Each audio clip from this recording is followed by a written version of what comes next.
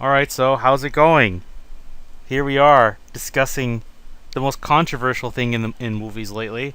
We're going to discuss Star Wars. I'm not alone, obviously. I am with Brooke, Bubbling Brooke. Say hi, Brooke. Hello. And my little weeb friend, ThatWonAndrew. Hello, everybody. Yeah, wait till we get to the prequels. I can't wait to talk about a bunch of memes there.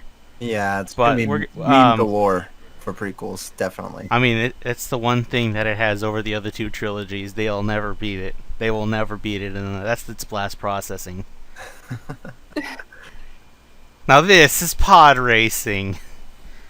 All right, so okay, we're gonna we starting with the chronological release date. So four, five, six, and then one, two, three, and then seven, eight, nine. I Hmm. know, very simple, easy for anybody to follow. Um, So overall, just without saying anything into specifics, we all liked this movie, I assume, Yes. even now to this day. Yes. Yeah, the original Star Wars, absolutely. Yes, I will. I think the opening, the way it just opens up, is pretty solid. The text at the beginning makes it clear. There's the big epic first victory that the rebellion ever had. Although it's kind of confusing now that we have all this new stuff. Yeah. Part of me With wants to. rebels. Yeah. Part of me wants to think it was what happened on Lothal. Yeah, But and another part of me wants to think, oh, them taking the Death Star plans is the big victory. Well, the thing is, so I would argue that it's not Rogue One because they did get the plans, but to call that a victory, they lost their entire fleet. They lost Rogue Squadron. They lost virtually everyone except this little, because that's why they don't have a fleet in Episode 4 is because it all got destroyed in Rogue One. So I wouldn't call that I a thought it victory. was like I thought they just lost Blue Squad because Red and Gold Squadron were there. They just lost Red 5. Yeah, but That's how the spot opened up. like all their big what do you call them, the flagships or whatever, those all got All their taken capital out. Yeah, all ships, their they're capital the ships Mon got taken Callum. out. So Yeah, I know the names of most of them. There's like the one. There's the Mon Calamari cruisers. Um, Although the one that you saw was was like a different type. mhm. Then there's like the Nebulon B, which we'll probably talk about in episode five's podcast. Yeah. And those white ones. Do you know what they're for? I still don't know what they do. All I know is they carry stuff, but they don't actually fire Are you talking anything. about like the transport ships from Episode 5? Yeah, like the white ones, and they got like a bunch of parts that Yeah, I like have little no squares idea. sticking out of the bottom. I have no idea what they're actually used for. I don't even know if they have weapons on them. Like, I played Empire at War, wondering what they would do, and they don't. They just carry they just carry people. They're people. just transport ships. Like, why were they there? I don't know. They're just they're like meat shields, I guess. I don't know. I don't know. but we're focusing on A New Hope today. Yeah, but Yeah. that one has my favorite ship, the Carillion Corvette. I love it because it's fast. It blows up Tie fighters like it's nobody's business, and it's Leia's ship, Yeah. and that's the first of the trio. So we already how it starts. They get shot, they get boarded. The stormtroopers overrun the place. Your boy Darth Vader comes in, and he's like, "Tear this ship apart! I want them alive." So It's so weird hearing Vader with that first voice because it's not like his. He hasn't perfected it yet. mhm, The next movie he does, Yeah. so he kind of gets a little louder than you think he would, especially when Leia, like when he actually talks to Leia the first time, mhm. when he calls her a traitor. Like he gets really snappy. It's like, dude, do you know that that she's your daughter? Well, obviously not at that point. But he's talking to her like she is. Yeah, I That's just, really like this opening scene because you got to kind of put yourself into perspective. It's 1977. You're sitting there in the theater. No one knows what Star Wars is. No one's heard of it. It doesn't have any books. It doesn't have any previous things. It has nothing. This is the world's first interaction with Star Wars. In the first 10 minutes, there's so much world building because you have the distinct ships, the Empires and the Rebellions. You have Darth Vader, which is like this big dude dressed in black. You don't know what he does, but you know he's in charge. Even if they don't call him commander or anything, you know this dude is in charge. You don't fuck with this dude. And nope. they have the distinct soldiers, and you're like, okay, the ones boarding the ship, they're all in white. They all look the same. They're all uniform. The ones on the ship, they're all dressed the same, but they all look different.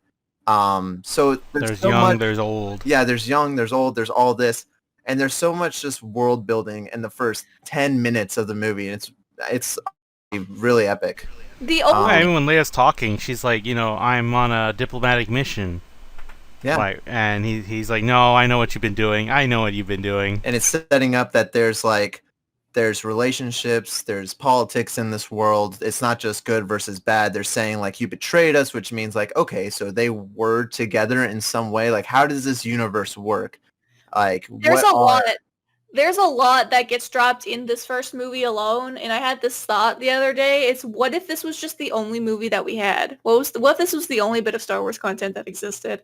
Yeah, because we haven't even talked about the Republic and the Jedi and the Clone Wars. It's kind of crazy how it feels like... Yeah, because Clone Wars was dropped here. Outer Rim was dropped. The Kessel Run was dropped. Yeah. Yeah, there's a bunch of cool stuff that you have no idea what it's about. It's like a mystery box. I'll leave that there, and we'll get back to it in a month or two. Yeah, like 2 months, 3 months from now. Just remember that term. Yeah, so all that stuff it feels like they just took, all these terms we mentioned, let's just make a whole trilogy of movies 20 years from now about all this stuff that nobody even asked about or really thought about. Because I feel like nobody really thought about the Clone Wars as much. It was probably more so the Republic and the Jedi. Mm-hmm. And you probably never would have guessed the Clone Wars was a means to an end for the Empire back then. But this movie does, like, with its flaws, it's always because it's a matter of it's the first one. Yeah.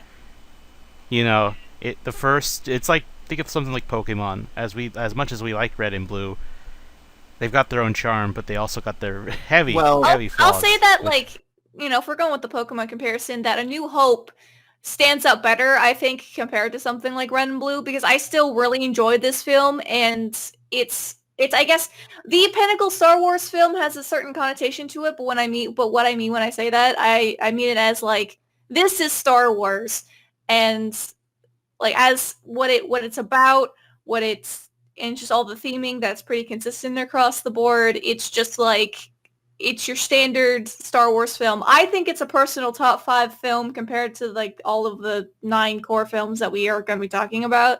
Mm-hmm. But it's just a solid choice. It's just a solid entry.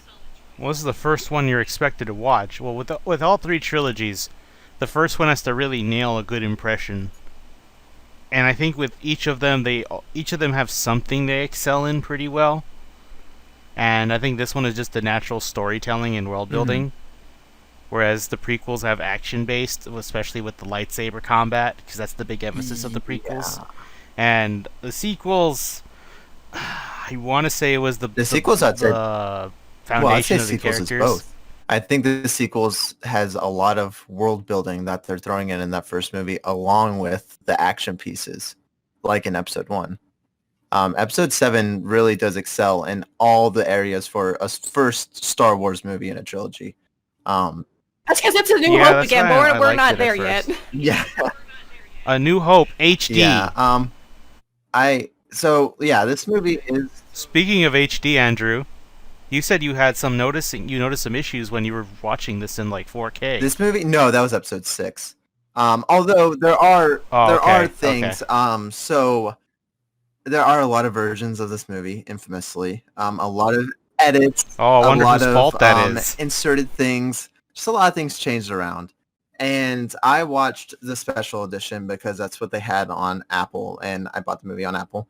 So it is a little rough now going back, because back in 1990 whatever, I think it was like 95 or 96, in anticipation for Episode 1 is when they made the special editions.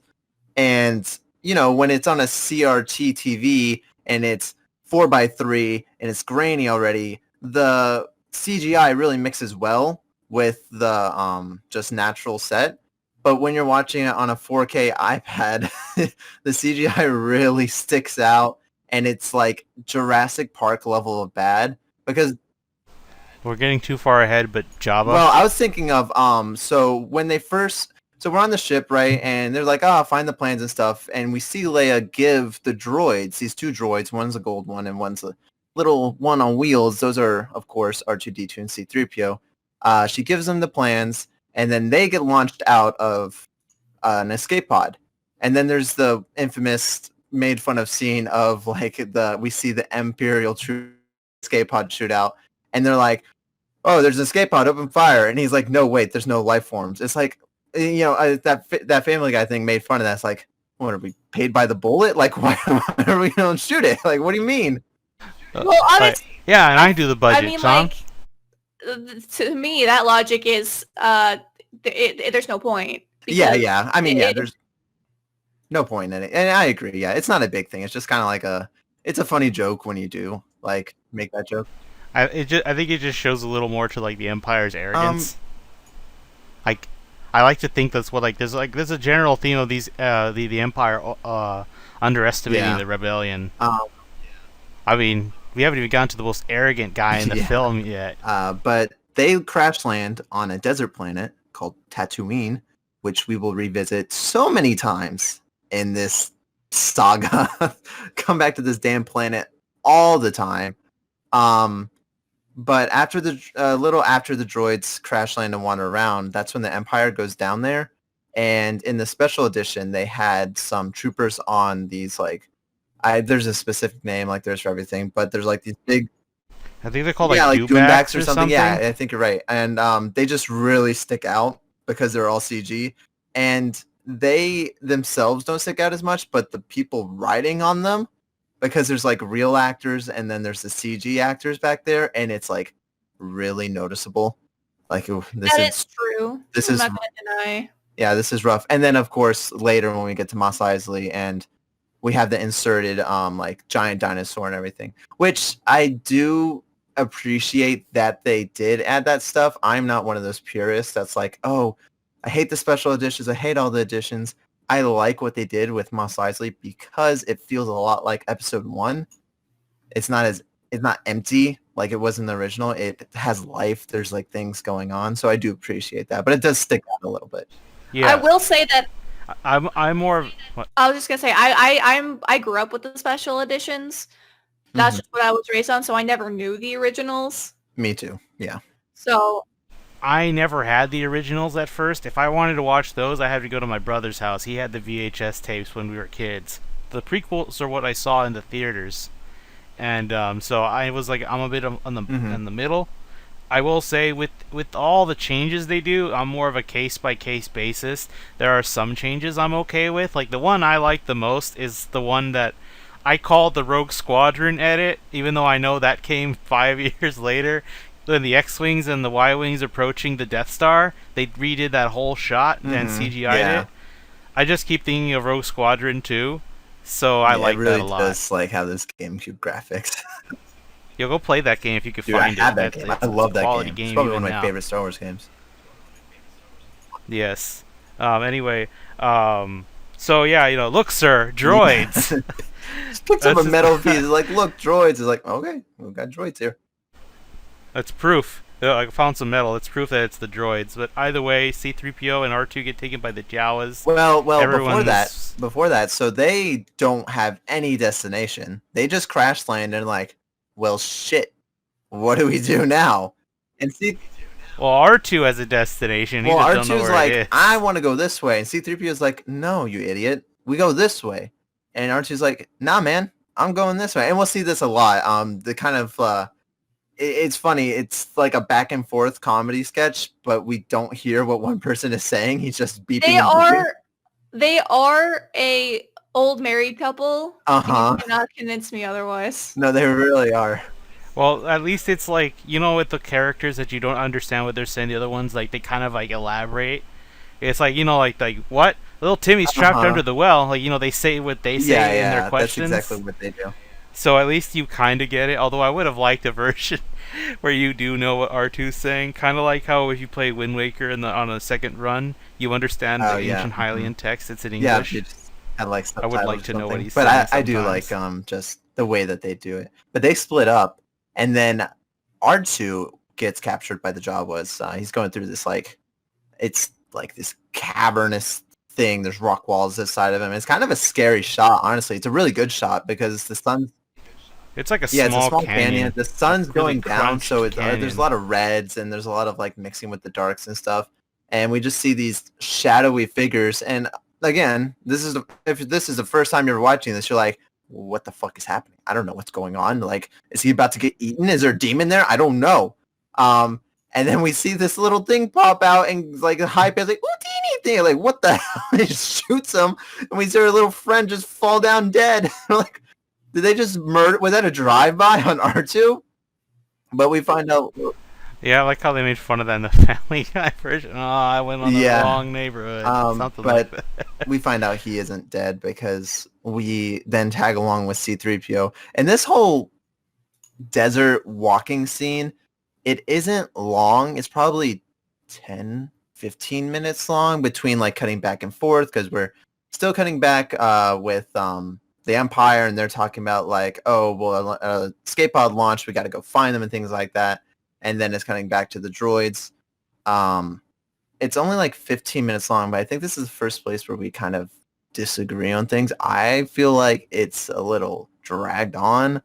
And I disagree. Yeah. I don't get that sense of like, let's just get on with it, because I feel like this movie is a 2 hour and 4 minute long movie, and it feels like it's an hour and a half.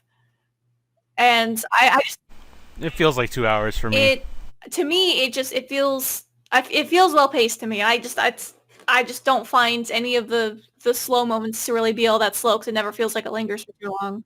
That's the only real slow moment for me. I think it's a well-paced movie. I think that's just, for this movie to work the way it does, they needed that slower introduction. Like, it's throwing so much at you. I think it's nice that it does slow down in the beginning. It's like, okay, we just threw a lot at you. You're probably sitting there thinking like, okay, what was all that? I need to process all of this. Trust me, that's not the one part I'd always skip. We'll get to that. You got a part that you'll later. Oh, interesting. Oh, there's a part. You know the part. We talked about it last week. I don't even know what I had for breakfast this morning. But yeah.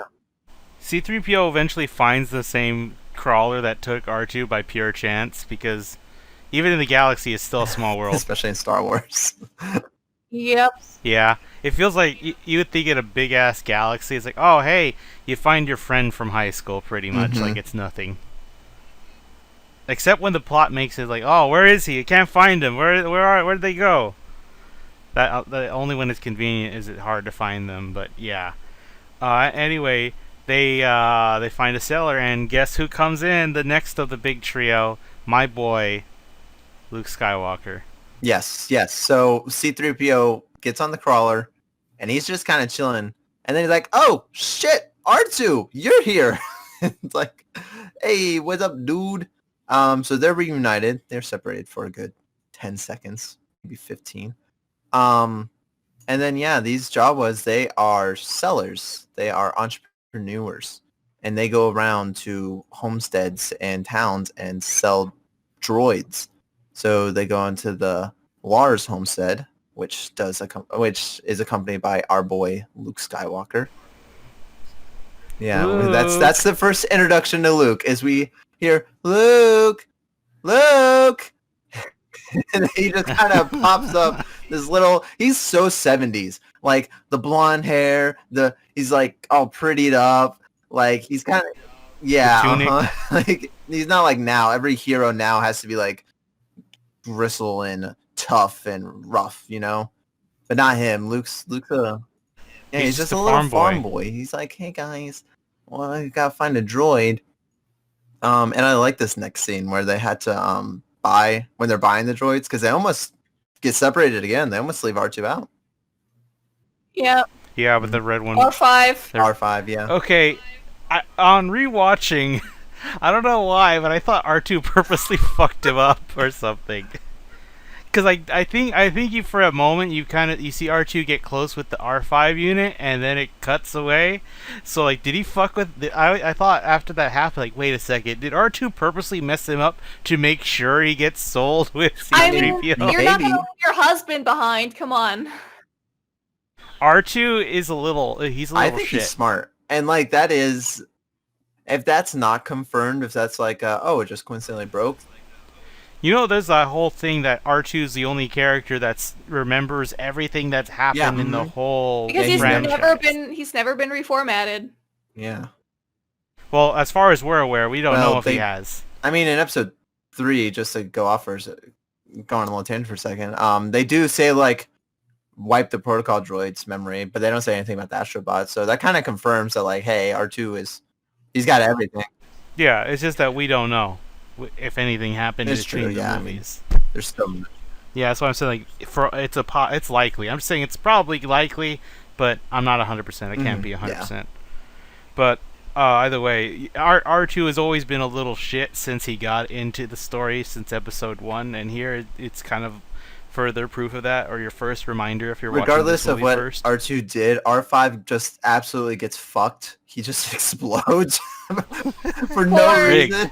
He's just poor boy deserves better. Yeah. Yeah. But Luke's like, what are you doing? Oh no, it was Uncle Owen. He's like, you trying to sell us like garbage or something? What is this? Yeah, because it just shows the Jawas are trying to sell anything they find. Scavengers.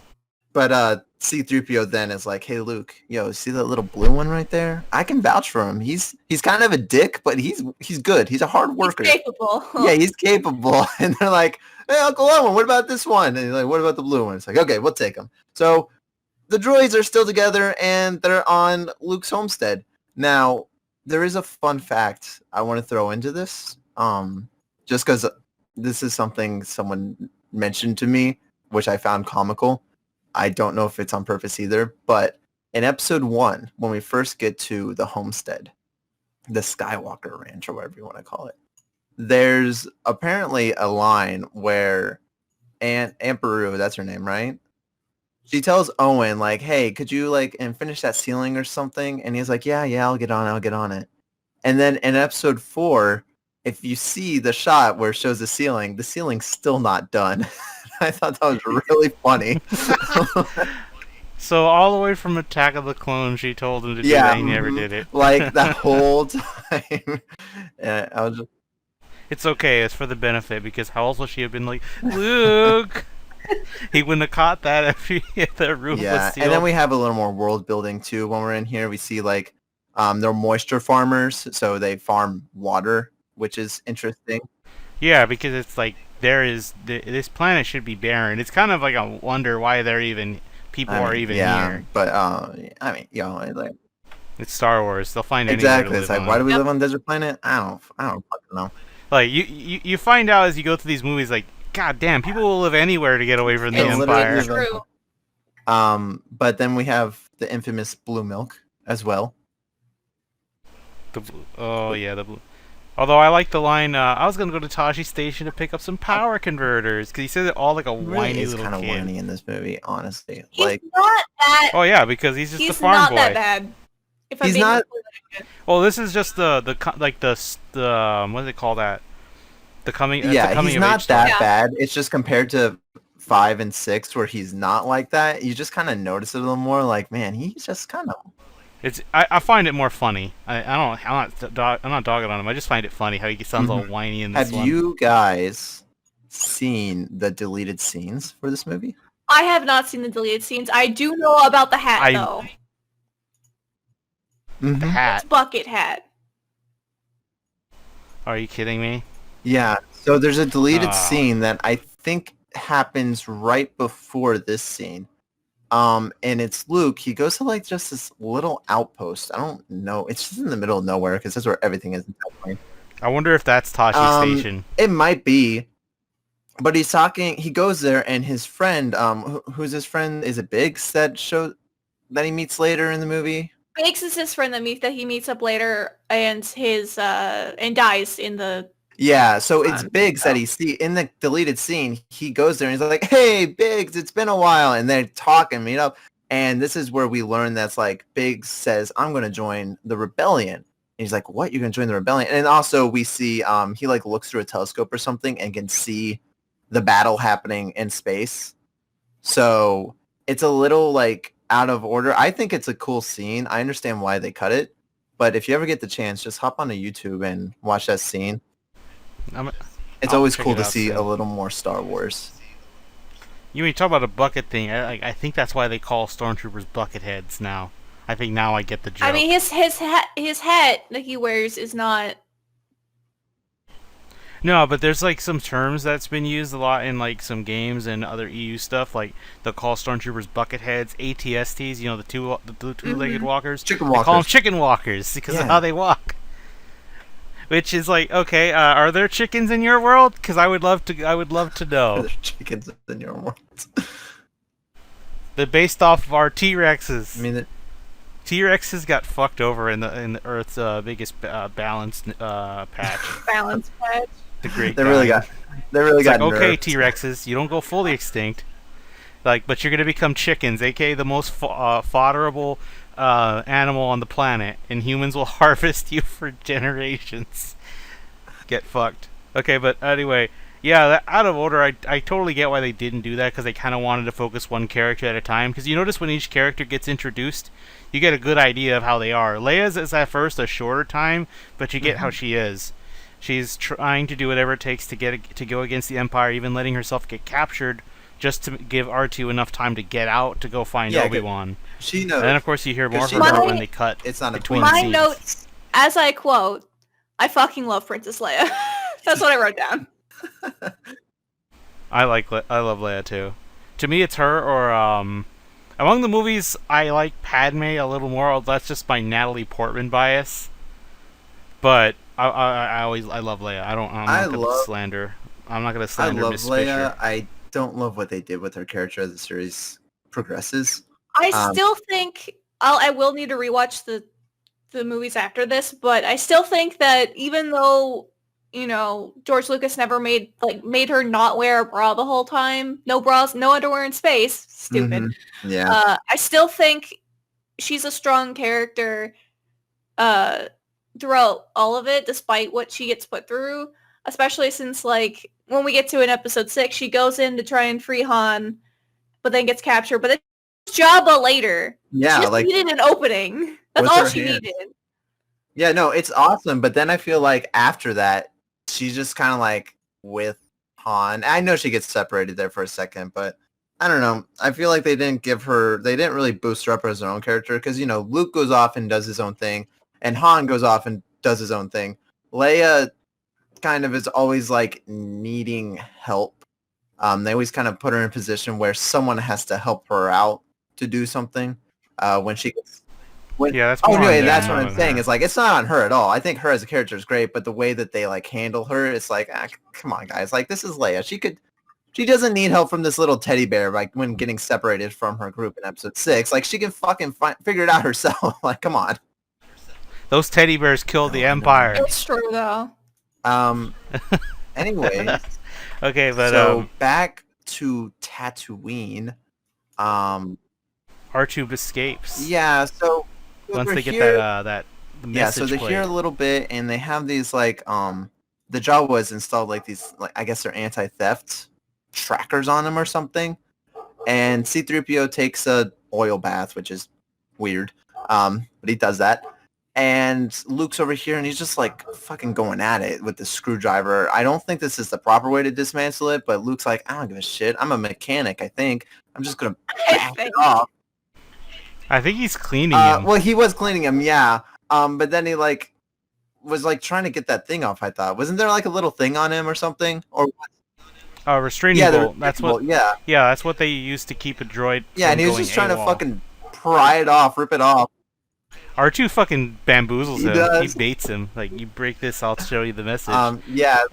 And then he just like, oh, I'm sorry, I can't find So it we- He anymore. is in fact a little shit. He really is. I told you, he's a But he's a little also brat. the hero Uh, of the galaxy in some way. Yes.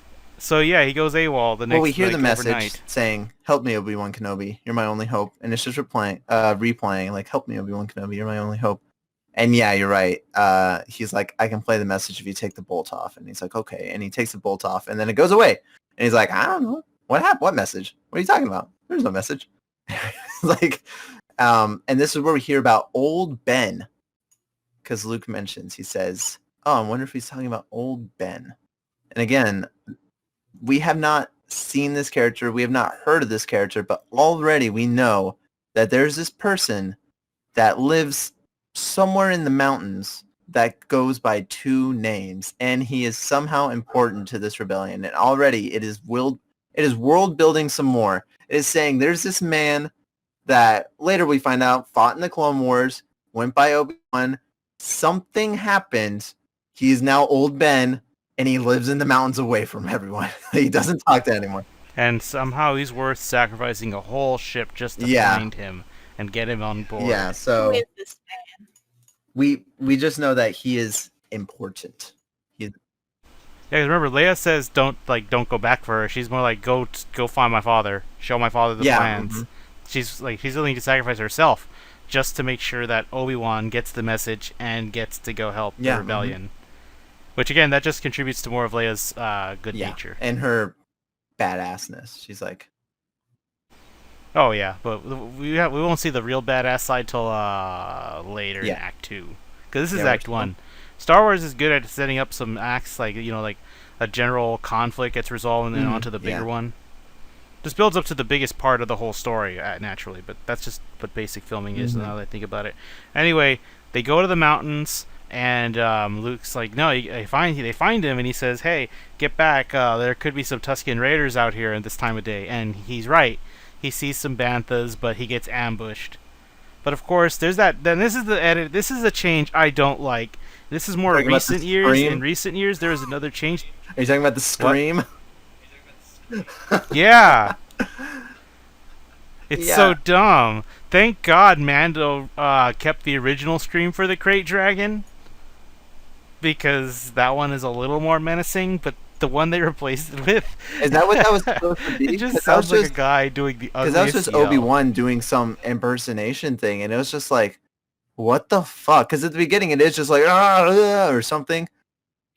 You know that has a name, right? You want to know what that's an actual called? Thing? What? That's a force ability. I shit you not. Palpatine did it too. You know, like the I am the Senate, and when he jumps,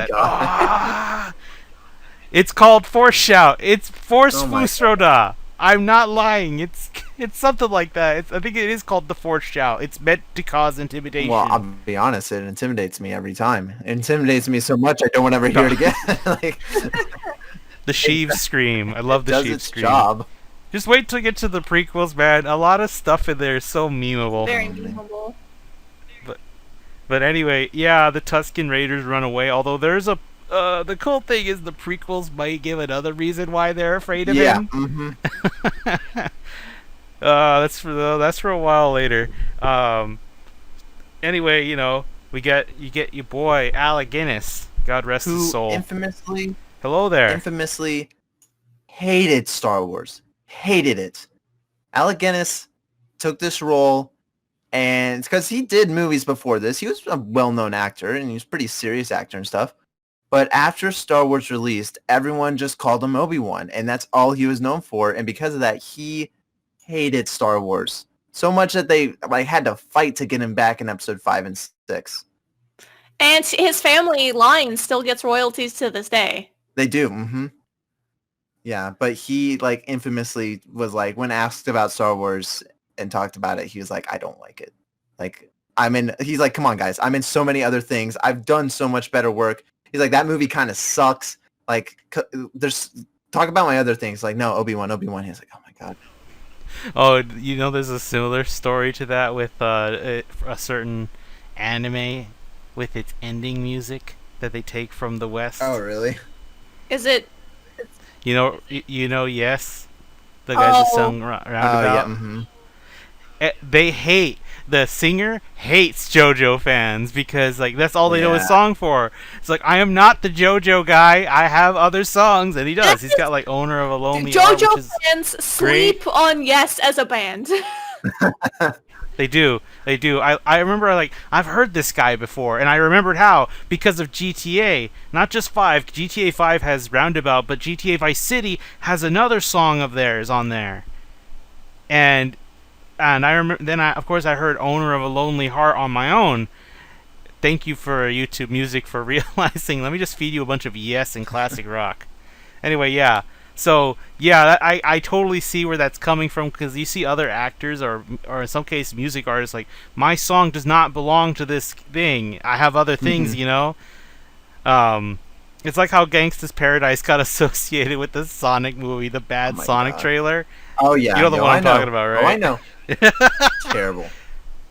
Okay. Anyway, yeah, I totally get why, but don't worry, we haven't even gotten to the actor whose career wasn't really ruined by Star Wars. If anything, it got better.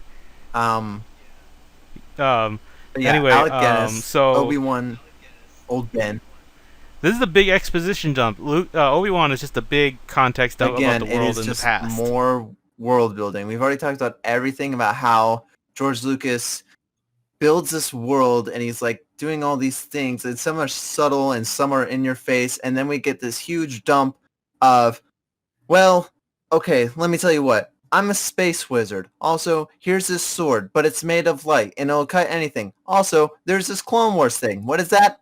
I'm not going to tell you. By the way, you have a father. By the way, he's dead. But I also fought with him. It's just like so much. Yeah, your uncle and aunt lied to you about his life. I don't think. I feel like that. I feel like it was. I feel explaining it like that is kind of disingenuous, because it feels. It is, but you know, we're trying to paraphrase. I'm totally paraphrasing here. I mean, it's really cool how he does it all, and it all flows very well together, because we also learn here that, well, he says Darth Vader killed your father. So now we know his name, which I think they actually did say Lord Vader earlier.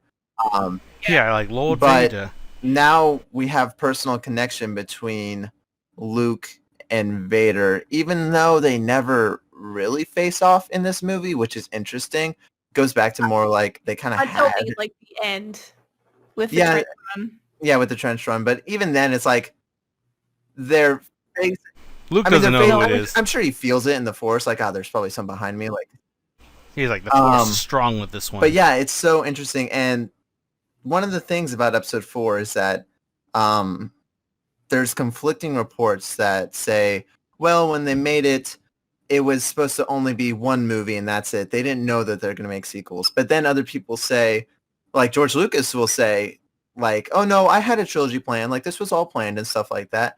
And this is kind of evidence to that by saying this one line being like, he killed your father.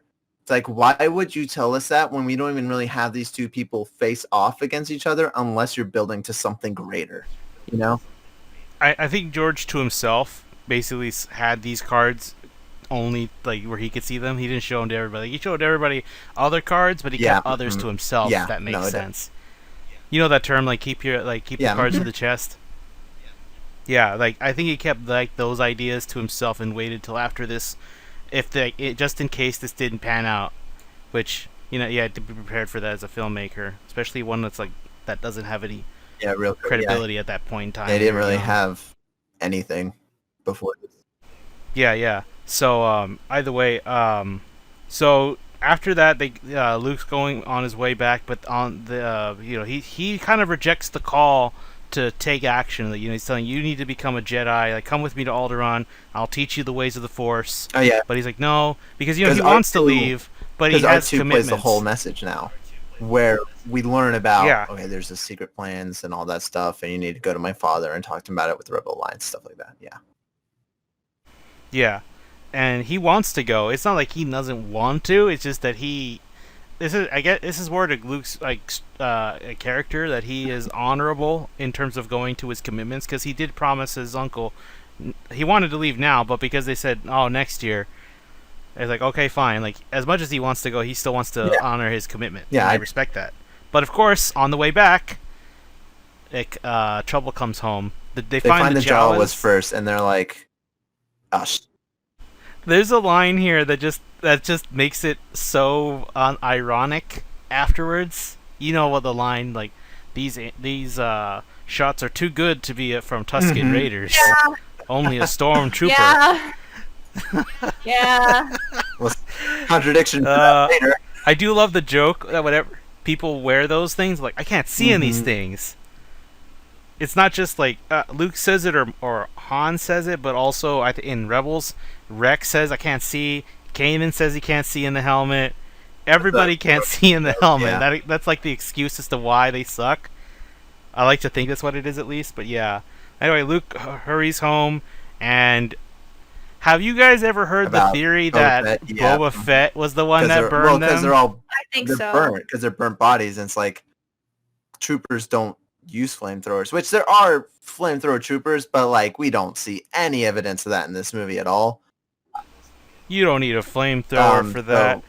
So, It's also because of a certain line in the next movie.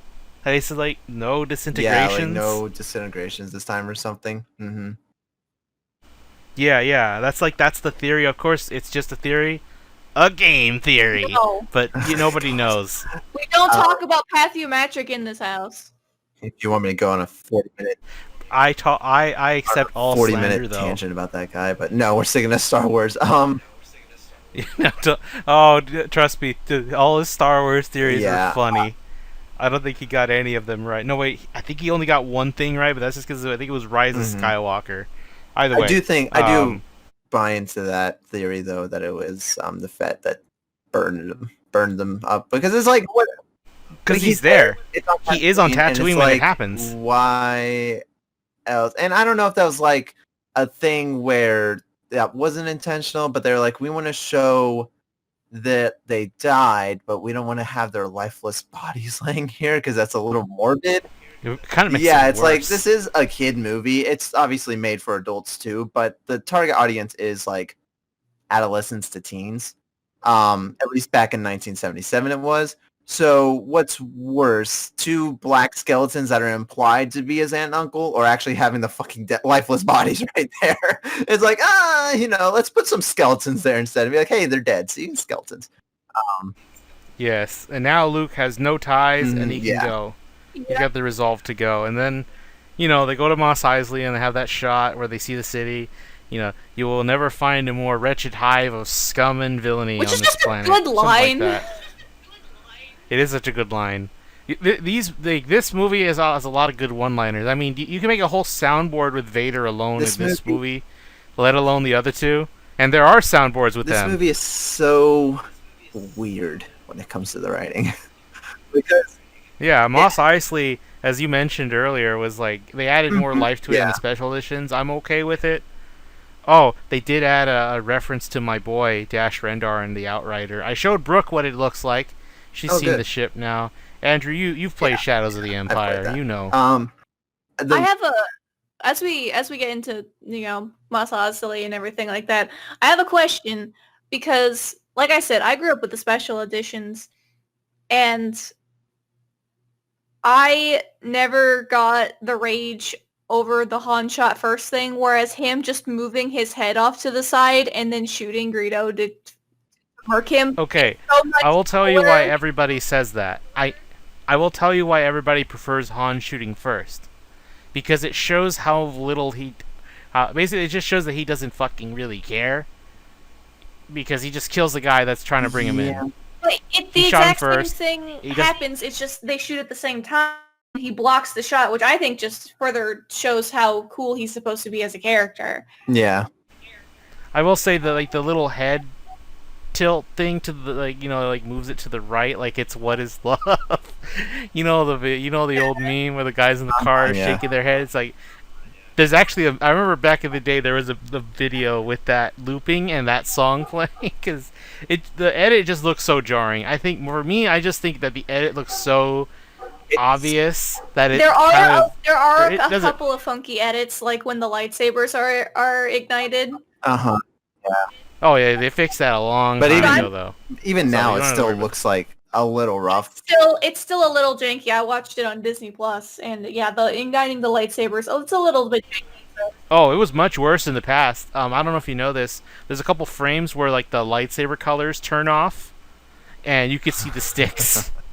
That They fixed that in the digital versions onward. So I mean that makes sense. You have to fix that because that's kind of like I a think the glaring thing fault. with the lightsabers is that in this movie, and I think it is only in this movie, is that the frames used to ignite the lightsaber is less than the frames used in more. So like when they turn it on, it's kind of like instant in this movie. It just like goes boop, and there's light right there. And it's like, okay, it didn't really build up or anything.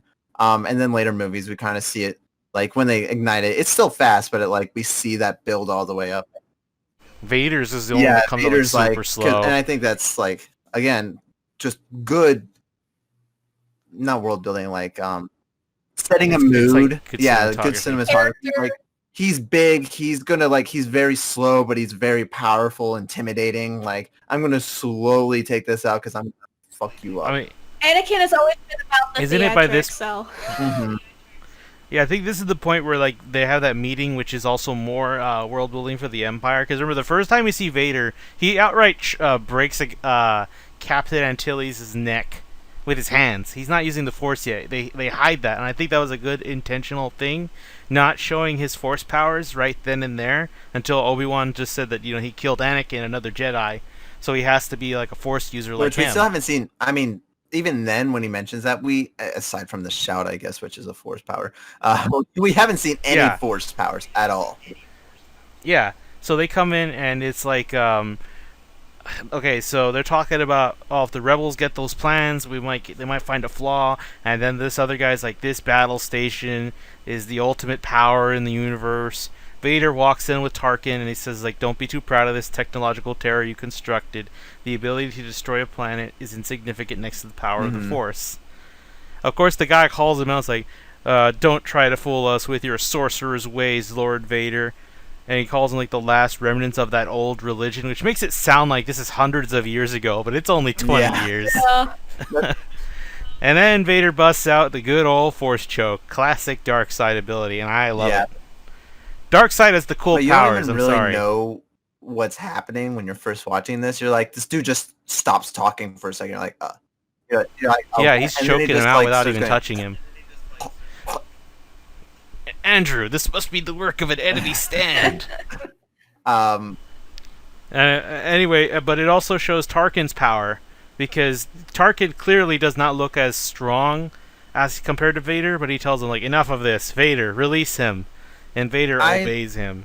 If you watch, like, I like that, but at the same time, I think what that was trying to portray was saying, like, Vader's not really in charge. He's just kind of the muscles of the crew.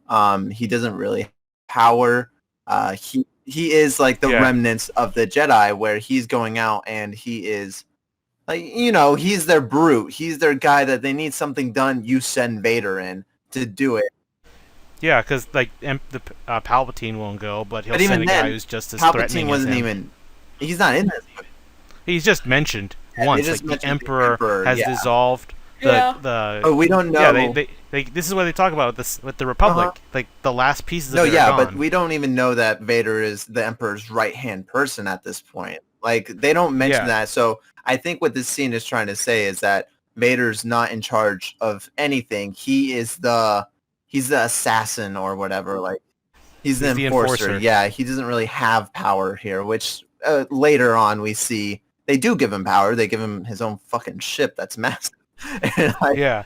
It's like, this is what I think is cool. Some later context, and not just the films, but other stuff like books. He realized that Tarkin is the Emperor's most valuable military man. Like, I know in the new canon, I thought this was cool. Like, there was some, naturally, because they don't know who Vader is, some Imperial officers try to kill him, and he can't find the identities of them because they're wearing masks, and he's trying to go deep into the Force to connect and find these guys. So he talks to Palpatine and tells him, I need to set an example that of these guys I need you to talk to them and tell them to stop trying to kill me, or else I'm going to kill them all. And he's saying, either I kill some of them to show my power, or I kill them all. And Palpatine agrees, but he's like, okay, fine, you can take some of them out, but you must leave Tarkin alive. I need him. I require him. So, like, even Palpatine says, don't kill Tarkin. Tarkin's too valuable to me for me to lose him. And then you know why. Dies. This movie is why. And then he blows up. Yeah. Yeah, so Vader randomly force chokes 6 people in front of the entire officer crew. And yeah, nobody fucks with Vader again.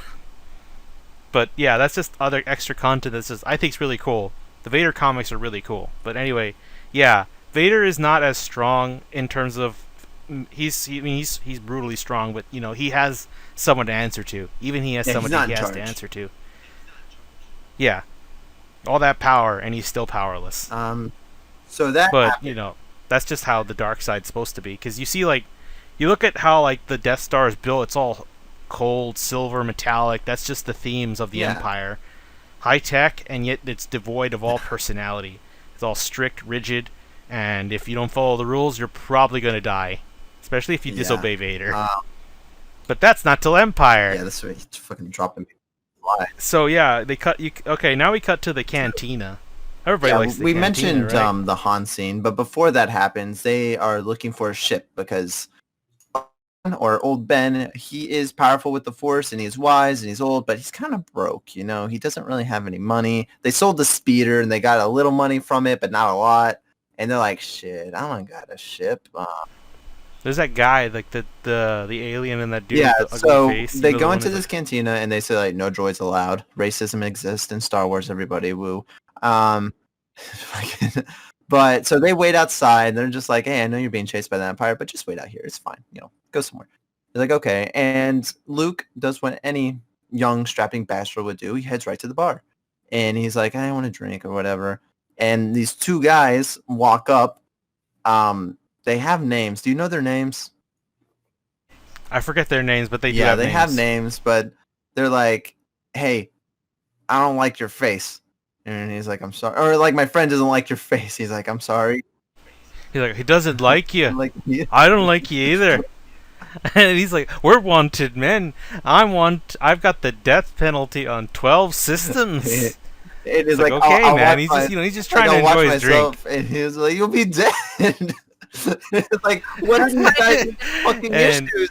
who loses their arm? The alien or the human? I don't remember, I but think this it's is the alien. only time. This is the only time in Star Wars where we see, because then Obi-Wan's like, "Hey, leave him alone." He's like, "You want to fucking go?" And then Obi-Wan whips out the lightsaber and chops this dude's arm off. It's like, holy shit, those weapons do not fuck around. Like, we just saw a lightsaber in Yeah, action. they cut. And Yeah, there was Yeah, the only blood. time you see bleeding from a Star Wars from a lightsaber wound.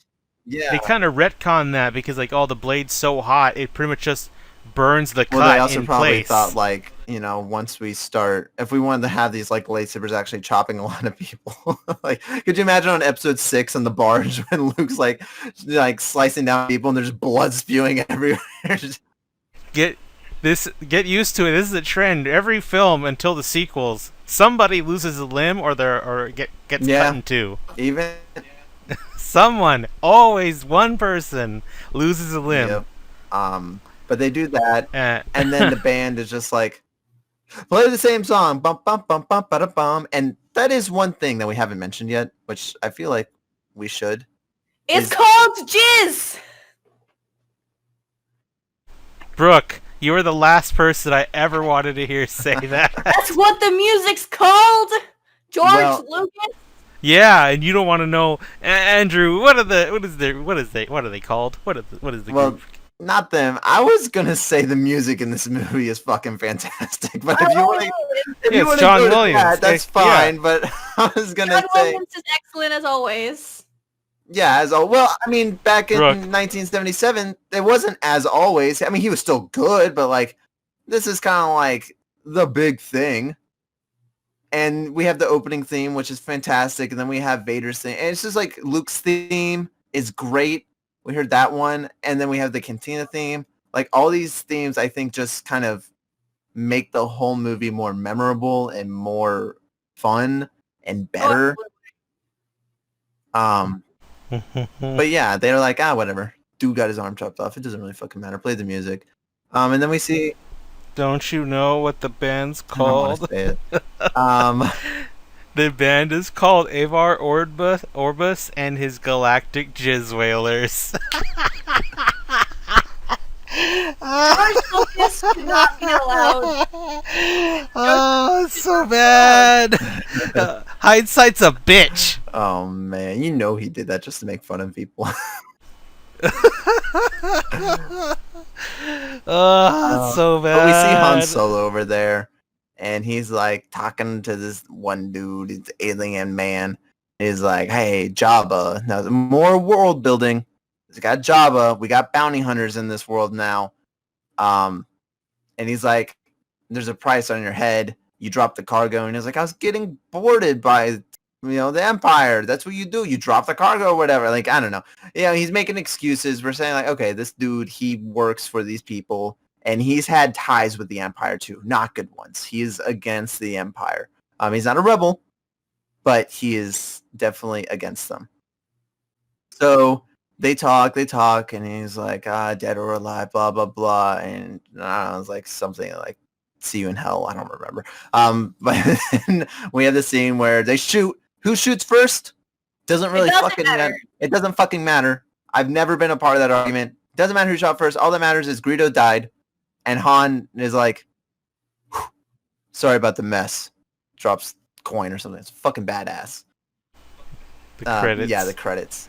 But I think Obi-Wan and Luke found Chewbacca and they were talking to him and Obi-Wan talks to Chewie first, and after before that he tells him hey Chewie, take him to the ship. Yeah. And they had a little. It's still weird how Han gets there first though. Yeah. Even though he sent them off, it's like, how did Han get there first? Little... I think it's because that's when they sold the speeder. Oh yeah. And they talked about money a little bit, and they're like, oh, we'll have your money, we pay well or whatever. Like Alderaan will pay you because he knows Bail Organa, and Bail Organa would have hooked up Obi-Wan with that. I mean, especially if it's for the Death Star plans, that's a small price to pay. 15,000 to find out how to blow up the Death Star. Sign me up. That's all. That's a steal. That's but we see that's like fleecing the Houston Texans. The Empire is still looking around for the droids, and the droids hide behind a door. And once again, the Empire's like, this one's locked. Move on. It's like, you don't think that they don't even wait. They just knock once. Door? Okay. Sure, man. But then they leave. And I think this is where we see the spy, right? The snitch. I think you see the spy dude, in the bar. I think he actually sees. I think you can see him in the background at certain points. But once he leaves, they all leave, then you see him it focuses on the background to him. Because I remember there's a scene with the droids and then the spy, and he does a little thing, and with the elephant trunk. And he calls in and tells them where they are. And then so Han gets to the Falcon first, and we have the scene with Jabba. This was a deleted scene originally, wasn't it? Or was it altered? Because it wasn't Jabba at first. This was a deleted scene because at first it was just a dude who they called Jabba. It was Jabba, but they had Jabba be a human. But then they cut it, and then with the special editions, they went back, they put it in, and then they CG'd Jabba over the person, and Han walking over him, and he steps on his tail or whatever. All that was just coincidence. How is he not They offended? worked well with the scene and built it all together, so... Hey, imagine having a conversation, and I'm just, stepping on your feet along the way. I want me to, hey, I'll pay you back. Hey, I'll you money. It's like, oh, shit. I'm smashing with cleats. And that's and you're like, okay, fine. I didn't know that it was originally a deleted scene because I was always kind of confused on how they did that. Well, it's an altered scene. But it was original. It's because they had to fit continuity because, like he said, that Jabba was originally a human, but the Slug Man makes more ironic sense, I guess. That's another thing that purists hate because it'd be like, oh, well, the whole point is you keep hearing about this Jabba dude, and you're like, oh my gosh, who is he? And when you see him in episode 6, it's real rewarding, but when they put it in 4, it ruins the surprise. Shut the fuck up. Shut the fuck up. It doesn't matter. It's fine. Everyone's seen Star Wars. There's no big reveal. Everyone knows who fucking Jabba is. Like I said, the only thing I hate is the stupid scream because the original Crate Dragon scream doesn't sound that stupid. That's the only one I'm like, this one's bad. Let's go back. Go. That's the only one I'll hit the go back button on. So then they arrive to the ship after that, and Luke's like, "What a piece of junk!" Which is a reoccurring thing throughout Star Wars, is that we call the Millennium Falcon a piece of junk. And if we're being honest, I wish you could have actually seen it once in the prequels, just so somebody would maybe a passing remark, "What a piece of junk." Well, then you see the ship, and then it cuts to a new scene. Retcon that because it wasn't a piece of junk until after that movie. Solo is so funny because it's just that movie is just backfill. That movie is just backfill for how to do the Castle Rock in under 12 parsecs. I hate that movie. Yeah, I don't know if you know this, The but in movie's fun. It's episode not a 3, bad- you do see the I'll say Falcon. that the movie's not bad. It's fine for what it is. I just watched it recently for the first I think time. it's a complete waste of time. Like, the point of the movie is to give, like, how do you get his vest? How do you get his gun? How did the ship end up like this? How do you do the castle? You know what I mean? Like, there's no real discovery. There's no real points to the movie. They have some cool things there, like with the whole syndicate or whatever it's called, but they don't really focus on that. They focus a lot on, like, how did Han get his last name? I was like, I didn't fucking realize there's a reason he got his last name, but now I do. I I would guess. have preferred if it's just about how he became friends It's with fine. Chewie. It's Han and Chewie's Why do we excellent call adventure. him Chewie? Like, he couldn't just have a nickname? No, Chewbacca's too hard to say. You know, I don't know. It's just not my type of movie. It's fine, I harmless. guess. It's harmless. It's definitely harmless, yeah. That is. But anyway, Yeah, that's why I'm like, I don't even bother Um, with it. I'll watch it one day, but it's like I gotta feel like I'm in the mood But for yeah, it, you know. But either Justin, way, my husband, had to sit me down and watch it. But anyway, back to episode 4. Yeah, so they, so you know, like they're like, I'll show you around the ship, but then you know, it's them, blast them, or no, it's like I was like, stop right there, or whatever, you know, like, and they try to capture him, and they're like, no, get in the ship, and he starts and firing, this is and the they get first out. scene where we learn that these stormtroopers can't fucking hit anything. Because goddamn, there's like 30 Yeah. of them against one guy, and Yeah. they don't even No, scratch him. before that, they were all out there. They let them all get in the ship. Oh yeah, they don't hit a soul, and it's like, what the? At the opening scene, they were badass. They were murdering the rebels. They were fucking nailed. That must have been like the elite squadron or something, because everyone else fucking sucks. It's like Obi-Wan jinxed them Yeah, maybe that's what it is. with the whole like. There's always a Jedi with them, He and just it uses like this force bubble that just blocks the blasters away or something. Stormtrooper aim is only good when it's Yeah. convenient. But they get away. Anyway, the Falcon takes off. It's a really good shot. Like, this is actually they actually changed the shot for how it Mhm. takes off. Shockingly, most people like it because it just has more what do you Flair. call, impact to Yeah. its escape. I like it too, but it's just a Falcon. I love when the Falcon takes off. It has that cool little like deep hitting sound as it Mhm. accelerates. You know it if you hear it. Oh, You know yeah, what I'm yeah, talking yeah. about. But yeah, anyway, they get out, and there's 2 Star Destroyers that conveniently appear on screen that you didn't see Which beforehand. is another thing about Star Wars that's always funny is like, there's always like, you know, in episode 5, like, oh, the Star Destroyers are right above us. We got to hit them with our ion cannon. Or like episode 1, there's a blockader on the planet. It's like, guys, can we just like fly a little to the fucking left and avoid the 2 Star Destroyers? Like, now we got to go right at them. I like how Family Guy makes fun of some of the weird choices. But I get it. It's a in the movie. movies. Like, if they didn't do that, the Yeah. movie would be fucking boring if they always went around. So, but yeah, they fly off and they don't really fight them or anything. They're just like, Something to note: Han explains how hyperspace works in Mhm. this. Like, you have to make all the manual calculations or have a droid do it for you because you don't want to hit a planet or an asteroid field or a star. episode. So, you know, hyperspace coordinates Episode- matter. Now that you episode- remember that, please hold on to it for like 2 months, or please remember that Rise of anecdote. Skywalker. Cool scene, but you know. Anyway, yeah, he's talking about like, you know, because Luke's like, just jump, go. He's like, don't you know how hard cyberspace is? You got to make every little corner or something. You don't blast into a star.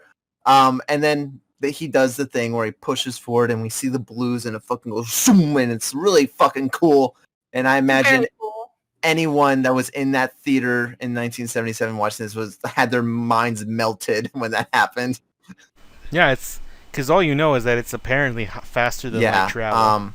So But now we get to a part that pretty much just says, yeah, Act 1 was a joke. Now we're getting to the real stakes. So yeah, that is more or less the end of Act 1, the Tatooine Act. Which is the halfway point of the movie. Which I is will say. the halfway point of the movie. It's got a Yeah, very and it's long, still holding it's got back. a very long Act 1, but then Acts 2 and 3 are like right next to each other. Kind of quick, yeah. Yeah, but the stakes feel higher They, and heavier in those They two. do a really good job. So, like we've said, it's a really long opening. Like, it really is.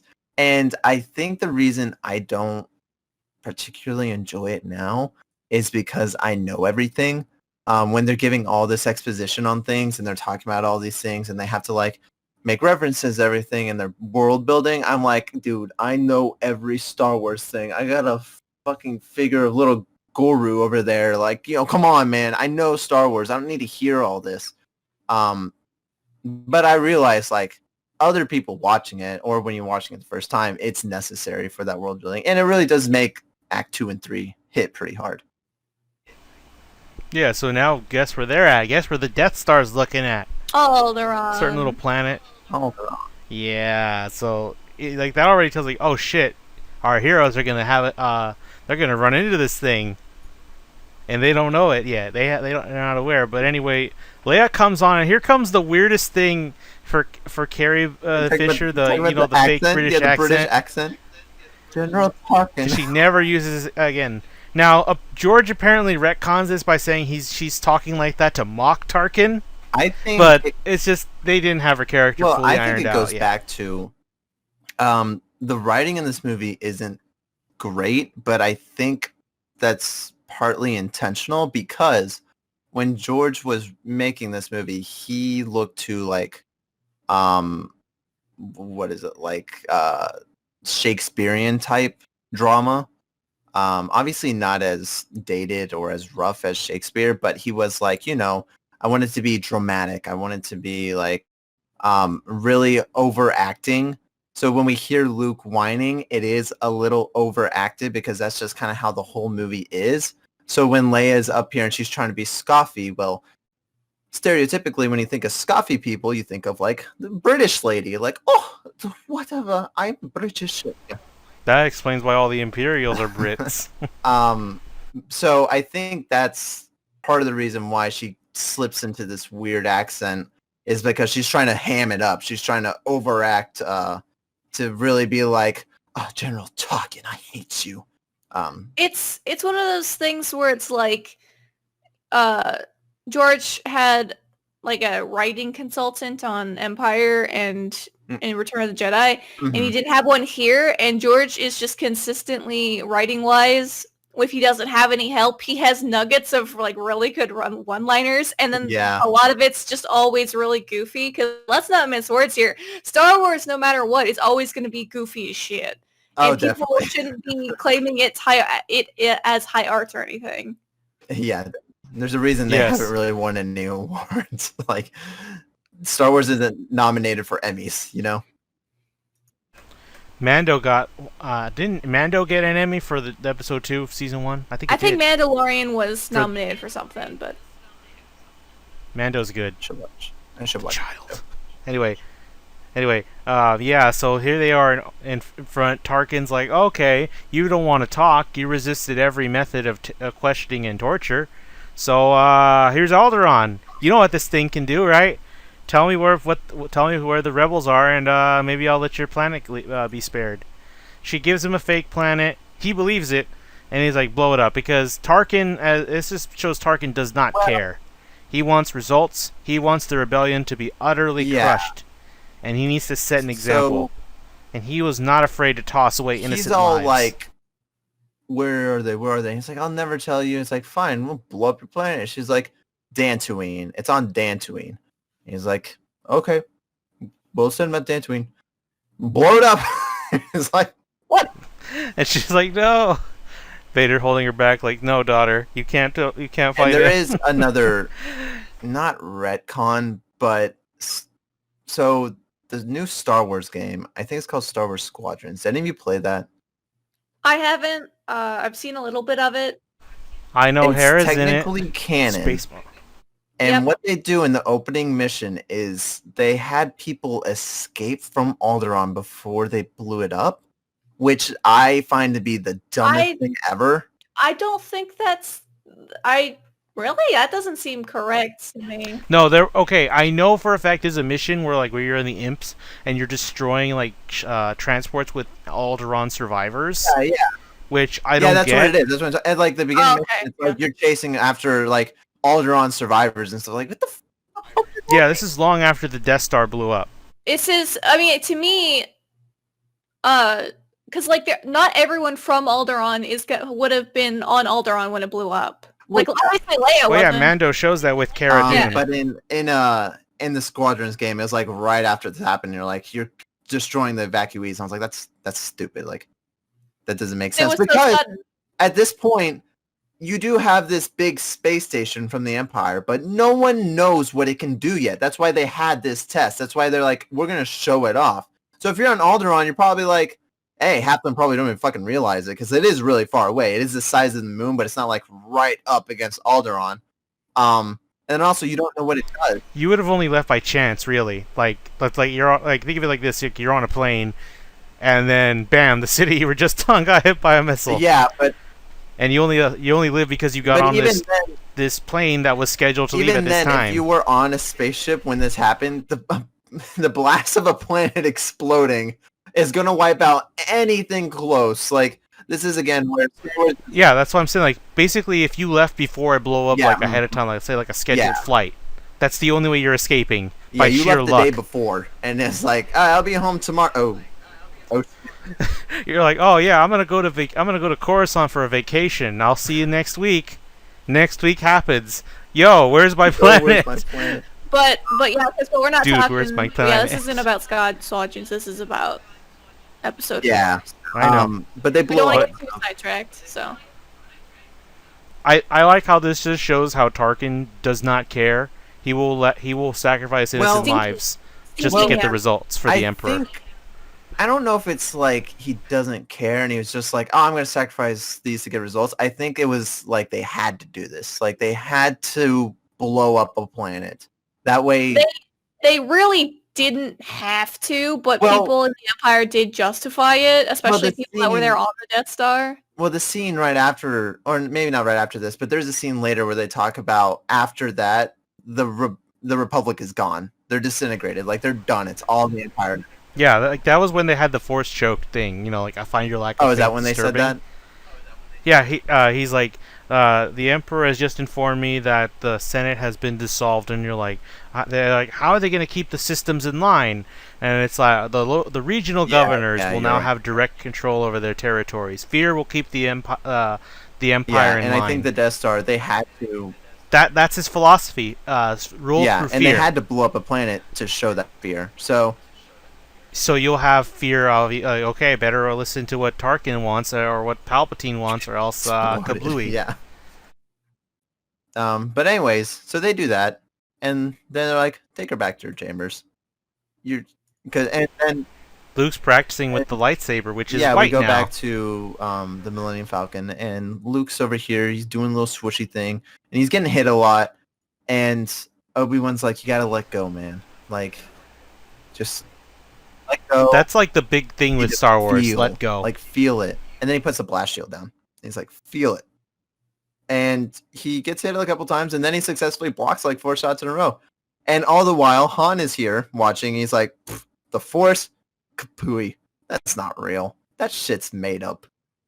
And this again is where the timeline is a little interesting, because just 20 years ago, the Jedi were very prominent and they were across the galaxy. Like, there was a galactic war where if there were clones on a planet, there was probably a Jedi there with them. Yeah, pretty much. So it makes characters like Han and then others not believing in the Force. It's like, really? You were alive when this happened. Like, you look older than 20. So he was like, these guys had to have been kids when it happened. He was kind of in the underground away from everything else. Australian. So. Yeah, true. Fair enough. So, but they're doing that, and it's just more of Luke learning what the Force is and kind of how it works. Nowhere near like actual training, but he's like tapping into it. And we see him successfully use the Force. But they approach on the Alderaan, and they come out of hyperspace, and it's an asteroid field. And he's like, holy shit, what the It's like, asteroids flying everywhere. He's like, Chewie, did we jump to the wrong place? He's like, no, this is right. And it's like, well, where is it? And it's like, I think this is Alderaan. It's like, what? They blew it up? That doesn't make sense. And Obi-Wan's like, oh, no, it was the Empire. They did it. And he's like, how? It's like, they did it. And then they see a TIE fighter. And they're like, look, a TIE fighter. it must have gotten broken off with Squadron or something. And they're talking about shooting it down. And then they say something like it must be close because those can't go into deep space or they can't go into hyperspace. They can't. It's because they don't have hyperspace. They don't have drives to jump. So they're like, well, their squadron must be around somewhere, or their fleet must be around somewhere. And then like the iconic scene where it's like, look, it's heading towards that moon. And then we see the camera zoom into Obi-Wan. And he's like, that's no moon. It's like, what do you mean? It's like, it's a space station. It's like much too large to be a space station. And then the music starts getting a little more ominous. And then Han looks up and he's like, you know what? I think you're right. I think we need to turn around. Like, Chewie, turn around. But Chewie's just like, too late. I can't, man. He's like, Chewie, turn around. It's like, I can't. We're in their tractor beam. And the Death Star pretty much just went silver and said it's no use. And we got the really cool scene where we have the music playing, and it has like the shot from below, and it's really showing the scale of the Death Star. Because, I mean, if you want to see really good scale, watch Rogue One. I think they really show how big the Death Star is perfectly in that movie. But in this one, they do show like how giant the hangar is compared to this big ship. Like, we saw the ship on Mos Eisley, and now we're seeing it go up into the space station, and the ship looks tiny compared to this. So, oh yeah, and when you zoom in, you see like the turbo laser cannons. Yeah. They're pretty big too. And then they are in the hangar, and they're like, shit, we're here. We're on this thing. We don't know what happened. We don't know where anyone is. We're just stuck here. And then they see that they're about to be boarded, so they go into the smuggling hatches, because he's a smuggler. And they hide under the floorboards. And then some troopers come in, and they're searching around, and they do the old, like, beat them up, put their clothes on, and they walk back out. And they're like, I don't know. Oh, but before that, there's a line here that we're going to be wondering about in a year because of the Obi-Wan thing. There's Vader comes out, and he wants the ship to be checked out. And he says, I sense something, a presence I haven't felt since, and then he walks away because he's going to tell Tarkin, like, that Obi-Wan's here. Mm-hmm. Yeah, you're right. Like, we're going to be wondering about this when Obi-Wan comes out because we thought they never faced each other since Mustafar. Again, that is totally unintentional, but it's nice that he said it like that, because if he would have said, like, something I haven't sensed since the Clone Wars, is like, well, shit, we can't do a Kenobi series. Yeah, then it would, like, well, sorry, no rematch of the century. But he does do that pause, thankfully, and... Yeah, and he walks away because he's got to tell Tarkin, because Tarkin's his boss. But then the clones come on. Anyway, they knock out the two stormtroopers. I wonder what they did with the bodies. Because when they take off later, it's still the same ship, so it's like... Yeah, where did the bodies go? Did they... I don't want to like stress every detail of this movie because we'll be here forever. But The Force Awakens, while they're doing that whole thing on Jakku, and then it's like two skeletons fly out. I was like, oh shit, there they are. But they walk out and they go up to the control room. I don't remember how do they go to a control room. They knock out, I think, the guy in charge. Yeah. They open it and they knock out the guy in charge, and then they're like looking. It's kind of crazy how nobody heard the blaster shots in any of those. In the Falcon, in the control room. They have bad hearing on the Death Star. It's all the big mechanical work for putting it together. It's just shot all their hearing. I mean, probably. They're looking for a way to escape. They're looking how to dismantle the tractor beam, and they find it. But all the while, our mischievous little friend R2, he's a little fucking around in the corner. He's got his little knob. He's got his little knob out, and he's like thing, and he's like, "Yo, she's here!" And like, who's here? He's like, "The princess." And then Han's like, "Princess? You didn't say anything about a princess." It's like, "Yeah, the prince." And it's like, we got to go save her because Luke's all about being the hero. He's just a really good guy. He's like, because C3.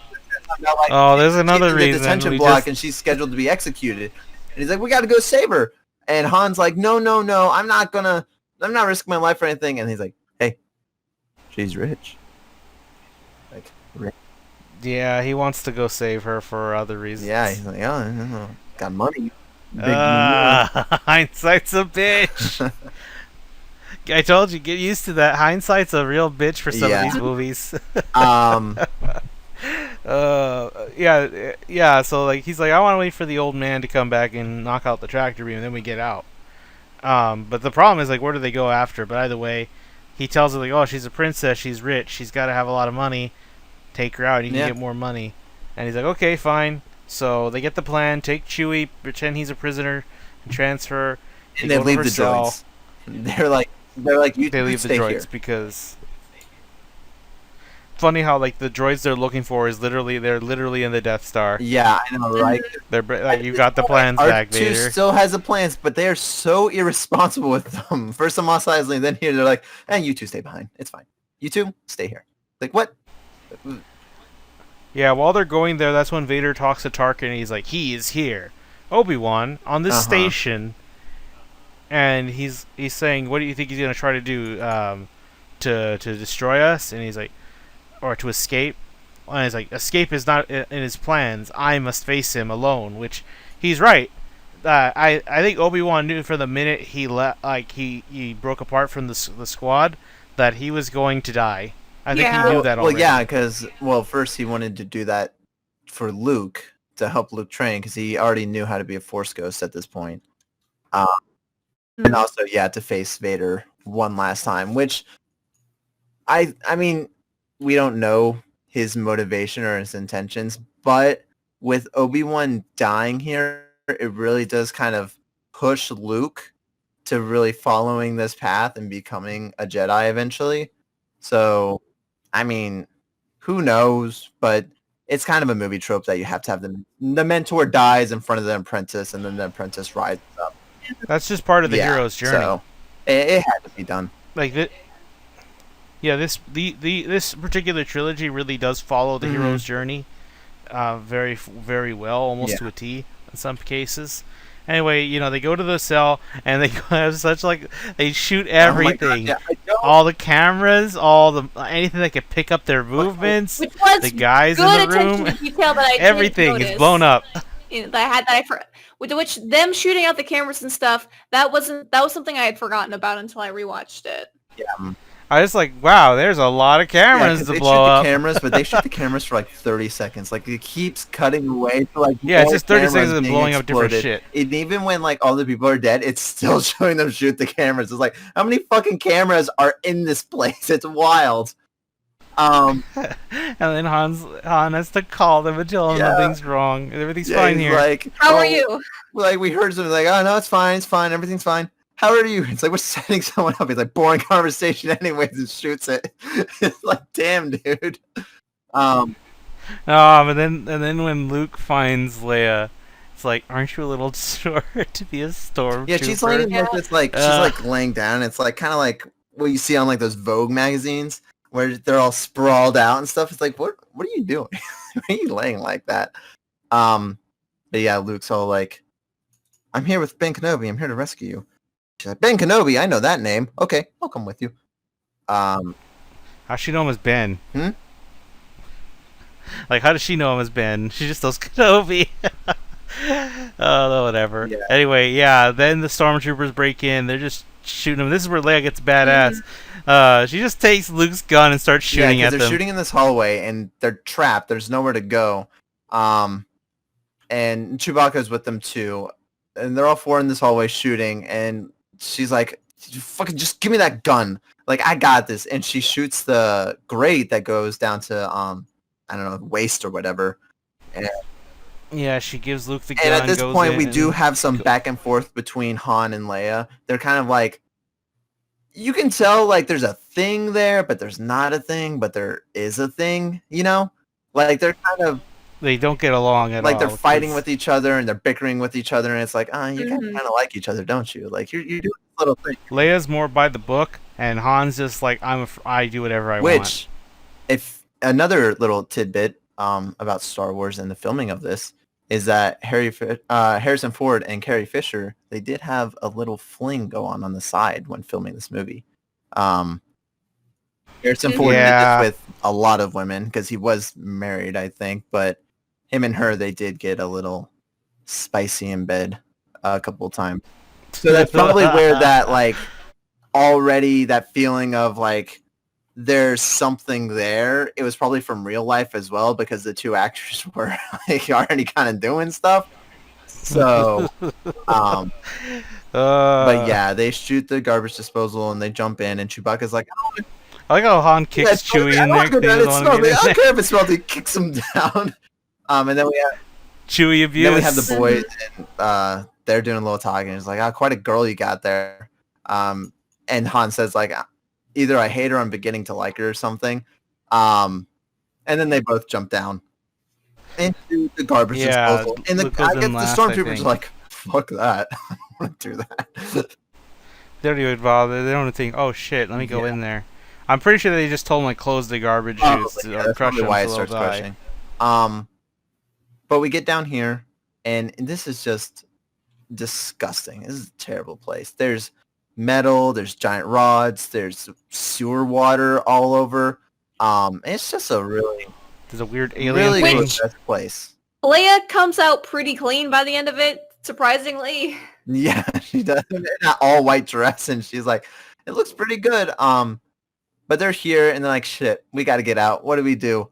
And Yeah, Chewie's the only one's like, nah, I ain't going in there. He's just by the door trying to yeah, like, I ain't getting my fur wet. I ain't getting in there. and Han's like, just shoot the door. And they're like, no. And he shoots, and the bullet starts bouncing around everywhere. And it's like, we already tried that. You tried to get us killed, you freaking idiot, stupid. And get the frying pan and starts bashing him in the head or something. No, that doesn't happen. But the other part does happen. Yeah. And then Luke's like, wait, did you see that? And it's like, see what? Come on, help us open the door. It's like, I just saw something, I swear.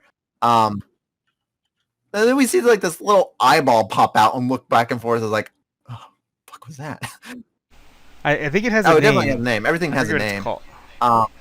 Everything has a backstory too. Yeah, I'm sure there's In a Star backstory on Wars. how the alien got there.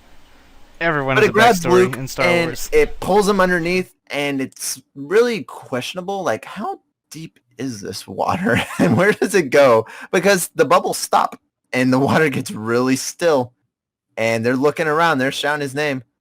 And he's down there for a good 15 seconds until he pops up again. And he's like, I don't know what it is, man, but it's not good.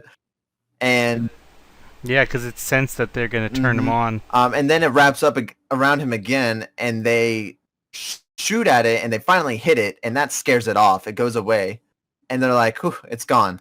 But then they start hearing... That's not the real reason why I left. Yeah, it's not the real reason I left, because then we hear the walls start creaking, and then the walls start slowly coming in, and it's like, we just jumped out of a fire pit into the frying pan. Like, this is not good.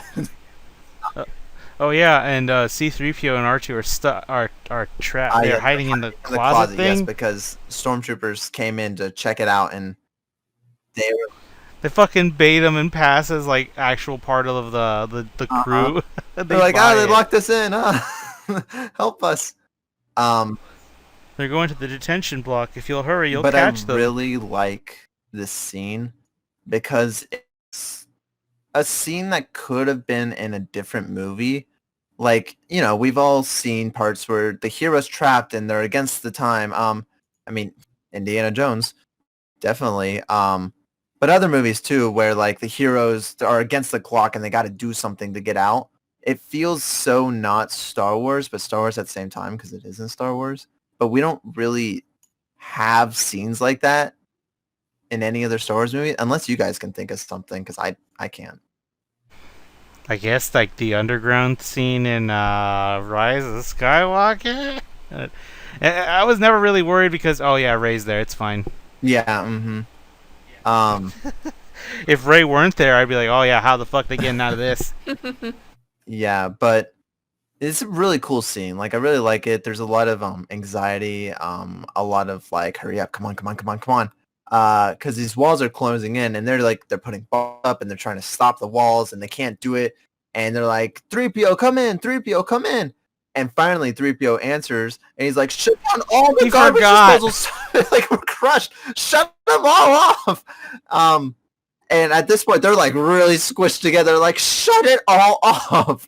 Um, and All of them. R2 does R2's it like, all of them? All of right them. in the nick of time. And they all start cheering, and 3PO's like, "Oh God, I'm so stupid! I killed them all." It's so funny. They're dying, R2. This movie It's has so funny. this movie has a surprising amount of comedy in it. Like, there's so many Yes, I jokes like and it. little jabs and one-liners, and yeah, like this scene with 3PO, he's like, "Oh God, it's all my fault. I was too slow." Um, Yeah, and then they all come out surprisingly clean, and they had their clothes still. yeah, they all come out, and here's a little wet, which it dries off really quick, but they look clean. They don't look like they went for a swim at the pool, not they're in a garbage disposal. And Leia's dress is somehow clean now, But despite being like knee deep or waist deep in the water at points. at this point, Yeah, they cut to Obi-Wan is, turning off the tractor beam. what was that? Obi-Wan is like, he's like in that lone space where the tractor Yeah, beam thing is. He's just like sneaking around the stormtroopers around, like he's like slowly turning it off, doing that. Yeah, I love the sound design. Like sound. all the sounds in this movie are so cool. TIE fighters are so iconic. TIE fighters, yeah. Just like the swish of the lightsaber, the shot of a blast, like whoever Skywalker Ranch, which I don't think it wasn't Skywalker Ranch when this happened, but this origin of them, they're really good with sound. Everything sounds like it belongs in this universe, and it's just so cool. But yeah, he is he shut down the tractor beam, and then he just starts wandering around. He's like, I'm gonna go this way. I'm gonna walk around. Apparently, through context, there is a reason why he never got caught for stealth. That's Makes sense. I'm not lying. I don't want to hear that. The Force, Yeah, there's a force power for everything. the Force is a soft magic system. Anything can be possible. Oh yeah, we didn't even And you don't need to we worry didn't about even mana. talk about him using mind trick or whatever back on Squadron. Oh yeah, that was That another- funny, though. Example. You don't need to see his identification. Do you know how many teenagers would exploit that if we could do that ourselves? You don't need to see my ID, Nah, I'm good, officer. You will let me buy this beer. Move along. Move along. But he's wandering around, and then the crew, I'm just going to call them the crew now, they are trying to get back to the ship, and they see a stormtrooper or something, and Han's like, I got this. And he shoots at him, and he starts chasing him, and looks like he's going to get himself killed. Come on, let's go. And he did the thing where he's running, he's like, chasing down the stormtrooper. He's just screaming and running in there Turns like the Leroy corner, Jenkins. shoots the dude, kills him, but then there's like 100 in there, and you see it in his eyes. He's like, "Oh shit!" and turns around. Yeah, he just runs by Chewie like, "Come on, Chewie!" And this is don't go in there. This is one of the scenes where this movie's kind of dated, but in the older versions of it, I don't know how old, but definitely the VHS versions. In the background, they didn't have enough money to get enough like armor sets and actors and stuff, so they're cardboard cutouts in the background. They're not. Oh yeah, there's a lot less in live suits. Yeah, they're not actual people. It's cardboard in the back. So it's one of those things where it's like, the scene ends in an instant, so you wouldn't really notice unless you know. But I thought I'd just mention that.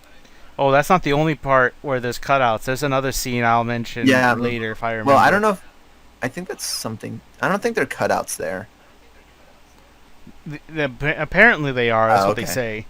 But yeah, we'll so get to that he one starts later. getting chased by all the stormtroopers, and Luke and Leia, because Chewie followed him, and then Luke and Leia, they split up, and I guess they took a wrong turn because they're in this like fucking abyss. I don't know who designed this place, but there's just endless holes around. It's a safety hazard. Where's OSHA? Yeah, honestly. OSHA's gonna find a Space- bitch. With me, and we'll be in a world of OSHA violation. Okay, where have you heard I that never reference? fucking heard of that. TikTok. It was an audio going around TikTok. Oh. Oh, But they're also going to it would be very cringy if OSHA did that Definitely, themselves. yeah. If OSHA did that, that'd be terrible. OSHA, you are cringe. You're just here to enforce violations. But Luke That's and it. Leia, they close the door behind them because they're also getting chased, and there's some troopers on He blasts across the way shooting at them. So they're shooting, and they're trying to figure out how to get the bridge built, and they're sitting there and they're doing things, and Leia, I think, is the one taking the shots, and she's fucking nailing them. She's shooting them. She's shooting her shots. Leia's doing that, and she's like boom, boom, boom, and knocking them out. And of course, these stormtroopers can't hit anything. And the door is slowly opening behind them. I don't understand how these doors work. There's a Wilhelm Scream here Yeah, too. there is the iconic Wilhelm Scream, which is in every Star Wars movie. I think they find a place for it somewhere in every movie. But they're trying to open the door, and it's getting there. And I don't remember. Was it Luke that was like? Luke's the one that's like getting like the little drawstring rope ready? thing. Yeah, his little hook. Yeah. And she's shooting to cover Yeah, him. so he throws it up there. Fucking good arm, this guy. Be a great quarterback. And wraps it around the top thing and grabs Leia. And then Leia kisses him and says good luck. Like, kiss him on the cheeks, just a little like, a little like good luck kiss. But it's a little more of that. I think they're trying to make like a love triangle there, and just a little hint of, hey, a little kiss. But they swing across, and it's pretty epic. It's pretty cool. Yes, the music complements Definitely, it. yeah, the music swells right when they swing over, so. But then everything stops because it's time for the big fight, the I rematch love of the this century. because, It's not very well choreographed. oh no, it's probably the It worst don't need to be. lightsaber fight ever. Like, it's really bad. And yet you still like it. I mean, yeah. It does look a lot more like fencing than it is like actual sword Lightsaber fighting. It's just two grumpy old men settling their grudges. But I love that Obi-Wan turns the corner and Darth Vader's just standing there. Like, he knows. He knew he was going to be there. He knew. He's just like, I've been waiting, man. I knew you'd come here eventually. But there is one thing that I always notice with this now. I don't remember what it was in, but I remember somewhere in Star Wars they said like a Jedi never turns on their lightsaber first or something. Like, they always wait for the aggressor to start. I think it was Obi-Wan that said that sometime. But in this, Obi-Wan turns on his lightsaber first. Oh no, Vader had his on from the start. It was already on. Yeah, it was already on. Okay, I didn't know if this was the one where he turned it on and it slowly came out. Yeah, you never see Vader ignite his lightsaber until Empire. Okay, gotcha. So yeah, they do that, and then they start. I mean, they talk a little, and it's like, before I was the Padawan, but now I am the master. Something, I don't know. It's, like, when I left you, I was but the learner. Now I am the master. And then he's like, only a master of evil, Darth. Vader's just a walking one-liner. And that is Ruby wishes she could be like that. that is another thing that Obi-Wan calls him Darth, which, if you know the relationship between Anakin and Obi-Wan, you know he never would have said that. So, it's just a little thing. It doesn't really matter, but it is worth mentioning. It's just hindsight's a bitch. It's just hindsight. Like, there's no way they could have known that back in the 70s that was going to be, but it sounded cool that he called him Darth, so that's why they did it. I mean, you don't even know if they really had the scriptwriter, or should I say George, I don't know if he was already certain that Luke's father was going to be Vader. Yeah, who knows? I mean, I don't know. I mean, I know with Empire, he told them all different things, because, like, they didn't have... he didn't want to get out, yeah. I guess I'll mention it. Yeah, like, they gave him another line for when everyone was watching in the recording, because, what's his name, James Earl Jones doesn't do his lines till after shooting's done. Yep. So they just, like, misled everybody for that twist. It was great. Yeah, get you baited. Only Hamill knew the truth. They start fighting. And then we see Han and Chewie, they get to the hangar, and then we see Luke and Leia, they get to the hangar, and the droids also are like, come on, we gotta go. And as they're running, they turn, Luke looks over and he's like, Ben? And it's kind of like this nice little frame, and they're kind of far away. Yeah, the stormtroopers aren't even doing anything. They're just watching. They're like, oh yeah, here, look, let's see these old men try and kill each other. I think they know with Vader, you don't get in the way of his fighting. Yeah, and I think Vader's just kind of like, he's gonna beat him either way. Like whether Obi-Wan's fighting or not, Yeah, he's but- like, I'm going to beat you. Yeah. Obi-Wan was just buying for time But anyway. Obi-Wan looks over, sees Luke, cracks a little smile, and does the little pose where he holds his saber, or I think he sheathes his saber, and like holds it up, and then Vader slices right through him, but he disappears right as he's cutting it. Luke doesn't see this. He screams and starts murdering anyone and everyone in there, shooting all the stormtroopers. The and door, stuff. kid. The door. Yeah. The funniest part is when Vader's just like stepping on the cloak, Yeah, like unsure if Vader's he's like- actually gone. Vader's like, the fuck just happened? He goes to like, It's like, stomping did he on really it. just? I know with old stuff, they're like Vader was very mad that he let himself die like that. He cheapened the death. He didn't give Vader the honor of like a true Yeah. victory, and Vader hated Obi-Wan more for Yeah. that. Now imagine like you know your longtime nemesis. And he's like, okay, you're gonna kill me, but I'm not gonna let you have fun with it. I'm just gonna make you. I'm gonna cheapen That it would for you. suck. That would be like, God. Yeah, I and it's like, earned oh, that. what are you gonna do? Try and kill me again? Apparently, kill Anyway, Force Ghost, yeah, apparently. They But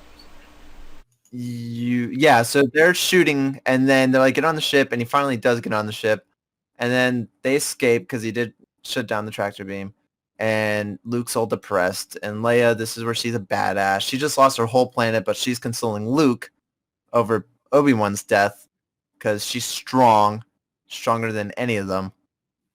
And Han's like, she lost way yeah, more. She lost everything, literally. Well, I guess, you know, at this Although to I be mean, fair, Luke did lose his family at this before point, this. Luke has lost everything too. They both have lost everything, and even Han to an extent. Like he's got a bounty on his head. It really is like the group of misfits that have lost everything coming together to have something. But they're escaping, and then Han's like, "We're not out of this yet."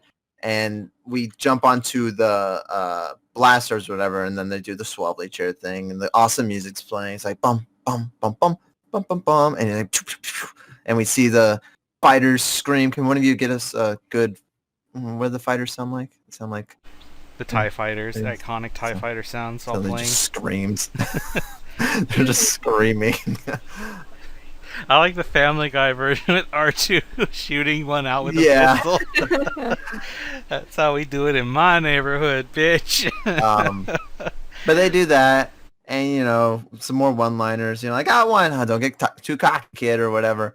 And they're shooting them, and we got some cool scenes. One of the last TIE fighter, if you guys noticed, it really explodes. Like the other exploded, but like this one, it goes like boom, boom, boom. It like explodes 3 times. Like you blew up an entire big Like ass this ship. fucking, he had just filled up at the gas station. Like he was full. But they do that, and then they just have a little exposition talking like, oh, you know, we got the plans now. We need to go here. This is where the rebel base is. It's like, okay. And our next scene is at the rebel base, and we see the dude on the tower, and he's like holding up the little thing. I don't know what he's doing. I don't think anyone knows what he's doing. Is he taking their speed? I think it's supposed to be scanning for life forms. I don't know what he's doing, but he's doing that.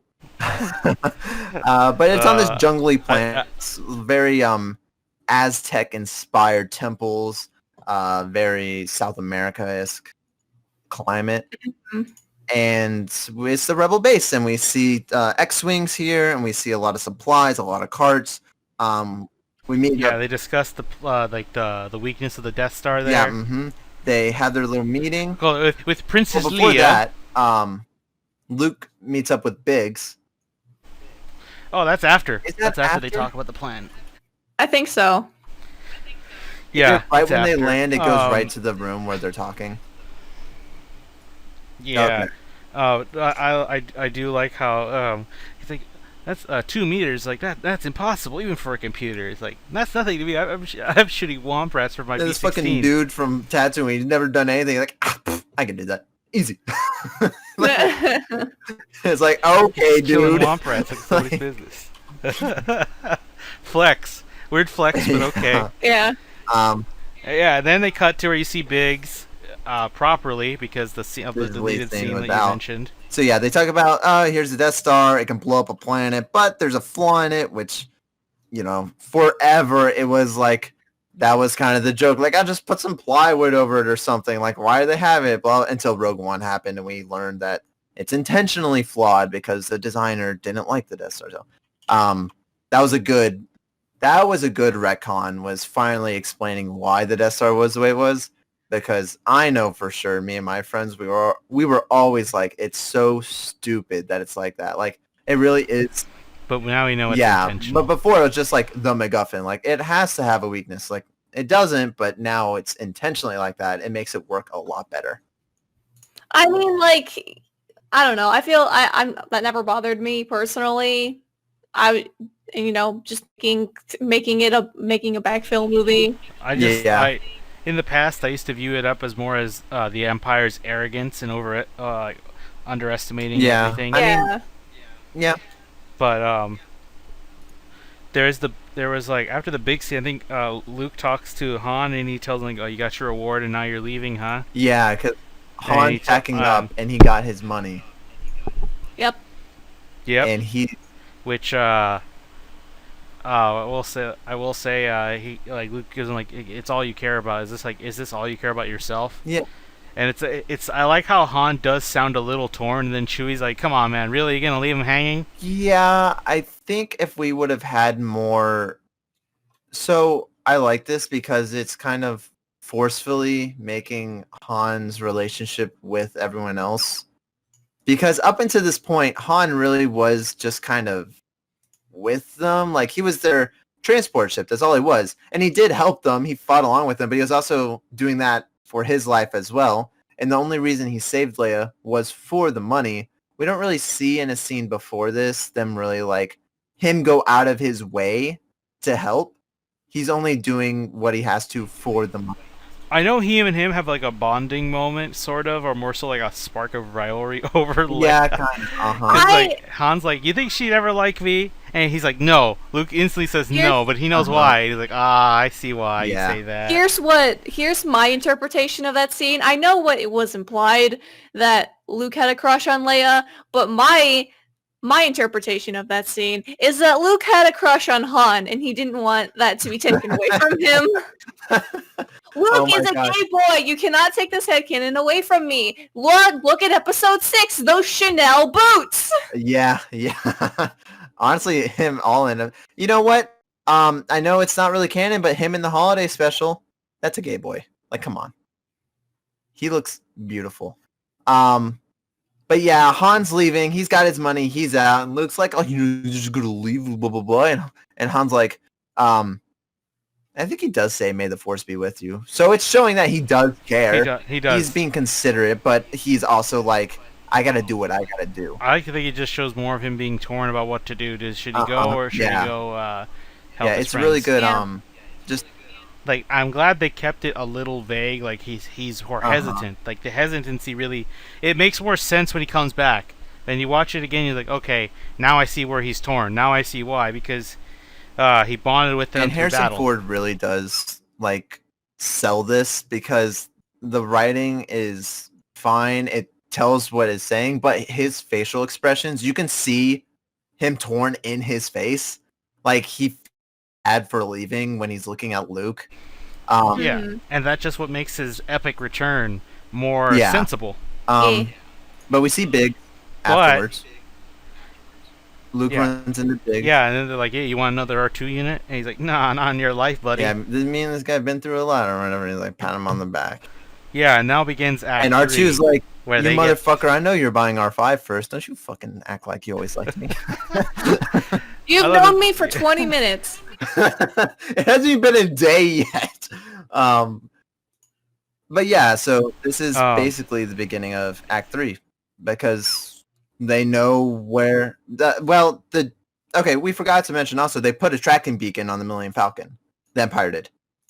Yep. And they track them. Yeah, I like to think this is just Star Wars' excuse of making a battle always happen or confrontation always happen, because tracking beacons always happen when it's most needed. to make sure nobody really escapes, because this happens in other movies and in shows. I mean, Like it makes Rebels. sense. Like, you wouldn't let them... If there was a chance of escape, you're not going to let them leave. True, yeah. It's like, because they did... You don't think they could have turned the tracking beacon or the tractor beam back on? The Empire knew what they were doing. Like, if they wanted to, they could have easily caught all of them. Just send all the troops to the hangar. Like, they were way outnumbered, but they did let them escape. So they could find the actual rebel base. But yeah, so they tracked them to Yavin 4 and the Death Star hyperspace.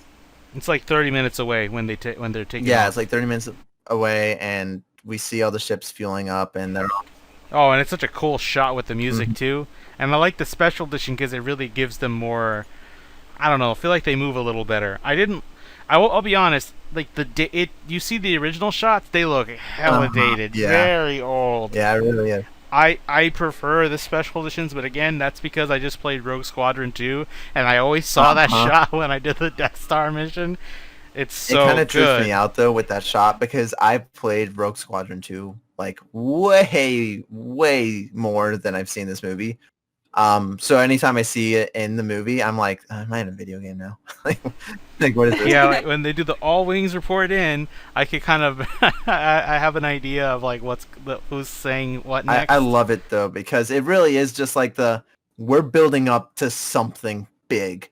They're all calling in, like Red 5 standing by, Red 3 standing by, Gold Leader standing, like all that stuff, and you're like, they're all counting in. Something's gonna happen. We see Leia with the others in like the war room. Yeah, they're counting in like an Air Force would. And they're like lock S-foils into attack position. And then they see the Death Star, and the people are like, "Holy shit, that thing's massive!" Look at the size of that thing. Cut the chatter, Red 2. Accelerate to attack speed. And initially, they were having the bombers, the Y-wings. They were going to be the ones. Which makes sense because they're the bombers. I forgot that Y-wings were even in this movie until I rewatched it. Really? I didn't think that. I didn't think they were in. The Y-wings are my boys. I love me some bombers. The point was, if only they were used again in a certain movie, so nobody else had to die so easily. I mean, we'll get to that later. But yeah, they have Y-wings and X-wings, and the X-wings are to have support the Y-wings, while the Y-wings make the trench run. The X-wings are the dogfighters, and the Y-wings are the slow bombers. And it makes sense why they didn't even get close to the end of the trench when you get to Vader coming in. But at first they're evading our turbo lasers. I think the only one who gets shot down is Porkins, because he's like, get out of there, Porkins! No, I can hold it. And then he gets blown the fuck out. Yeah, so right when the battle starts, it's them going against towers and stuff, and it's doing the music, and it's really cool. Honestly, it is dated. There's not really any special effects happening. I think most of it's like with miniatures and practical. The only thing that's like special effects are like the redone ships. So it is a little old and a little dated. It also does like the actual fighting where we see the X-wings fighting the towers.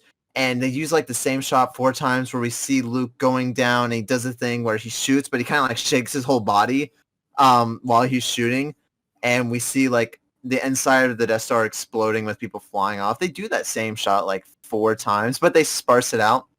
It is a really cool battle and a really cool scene.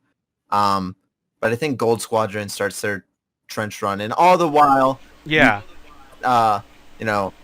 Vader launched his ties. Well, not yet. But we have the countdown going on like 18 minutes until in range, 14 minutes until in range. And this is movie time, so 30 minutes passes like 10 minutes until in range. Just be glad this ain't Dragon Ball time. Yeah, We'd never leave. 5 movies later, like it's still not in range yet. But Gold Squadron does its trench run. While the timer doesn't make any sense. No, it doesn't. If you look at the numbers, it's like, this isn't right. Time is different in this world. Yeah. It's even weirder in space, I guess. Yeah. I mean, there is that whole question, like, okay, why don't they just blow up the gas moon? Surely that would fuck up the rebels. Yeah. Or the gas giant. Because they're just on the moon itself. Yeah, just blow up the main planet. But Gold Squadron run while everyone else is fighting. Porkins does die. Quite a few X-Wings are getting shot down. But They don't start getting shot down until the TIE fighters yeah, the come TIE in. fighters. Because well, the towers take out some of them. They just take out... The only notable one is Yeah. Porkins, because after that, some captain tells Vader, is like, Lord Vader, we count 30 rebel ships, too but small. they're so small and evading our turbo lasers. Like, we'll have to destroy them ship to Yeah. ship, get the crews to their fighters. And sometime after they come in, Vader finds just two pilots just chilling, like, I don't want to go out there, man.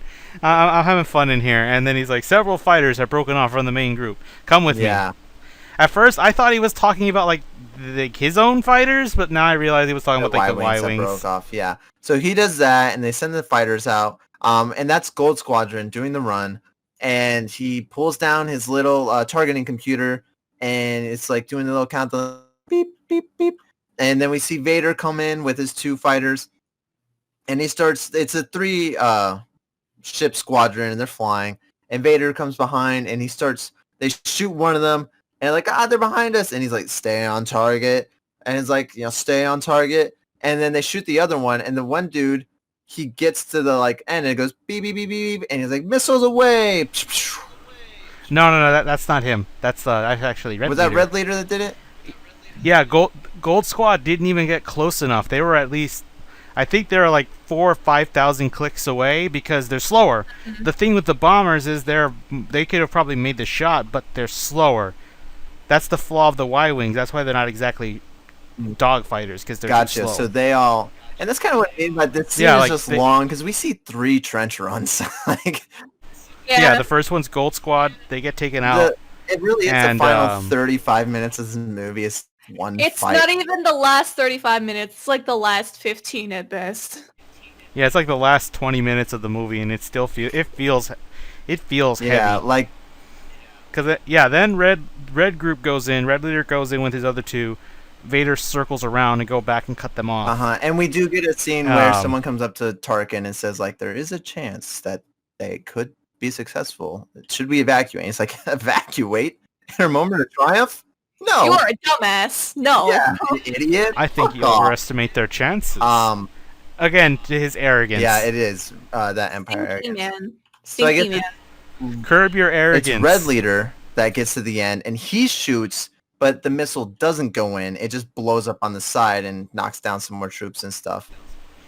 Yeah, and then and they already had I forgot about this. They had Luke and the Biggs and Wedge be far enough behind them to get ready in case he fails.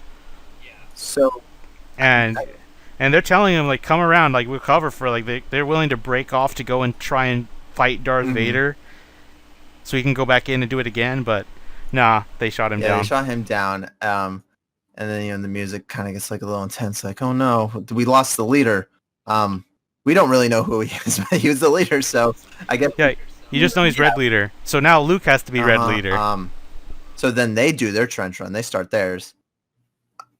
And yeah, and there's not much hope because they're not even, like, all 3 of them are newer pilots. Yeah, they're all new. Luke's been there.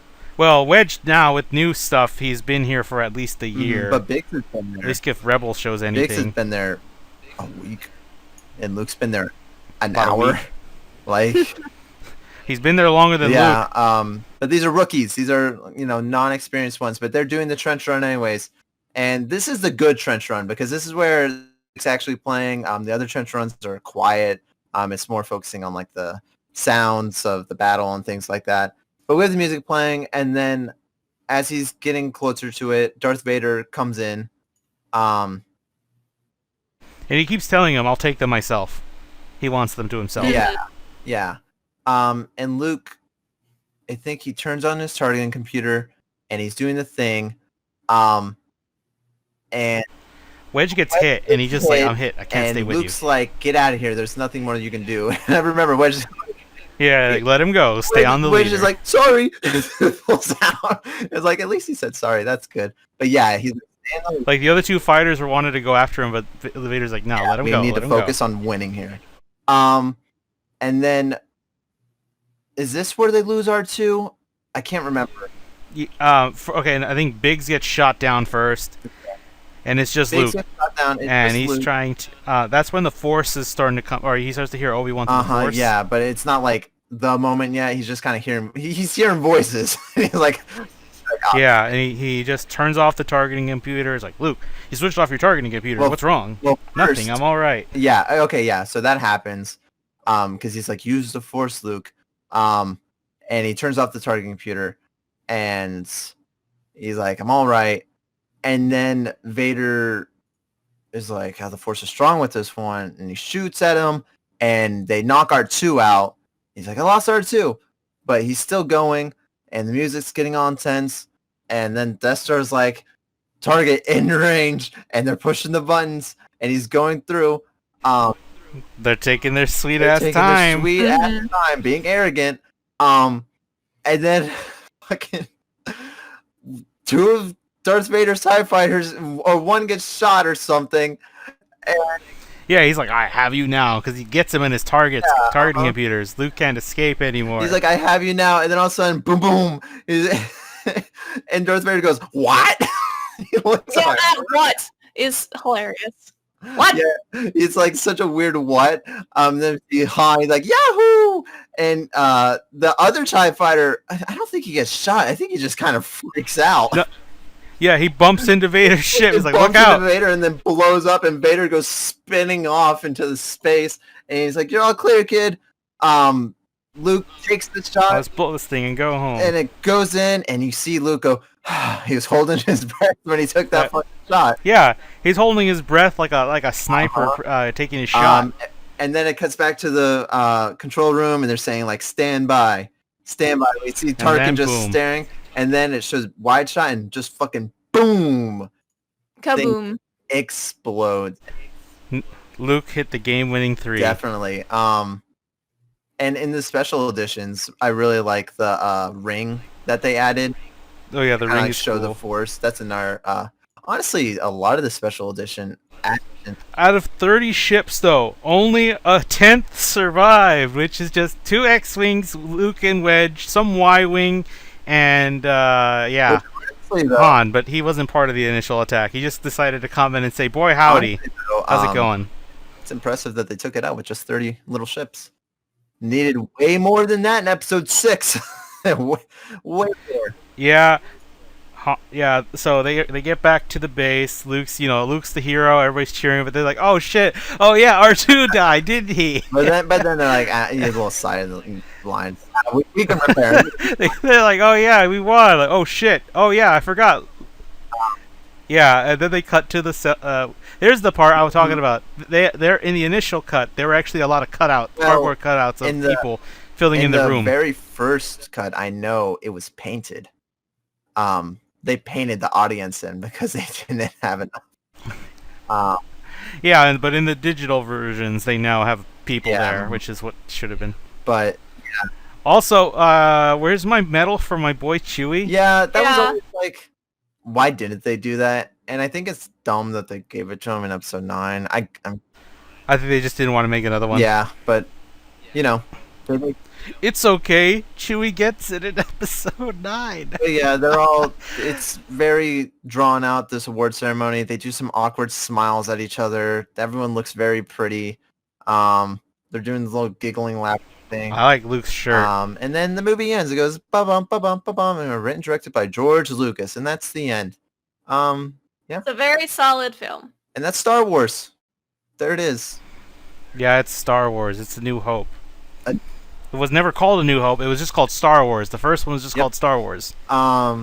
It is a really solid film. Just for another. I really like this movie because it's great. Like for your first time, it's definitely like the best one out of the other 2 firsts for each trilogy. Yeah. The one to start with. So we talked about this last week a bit.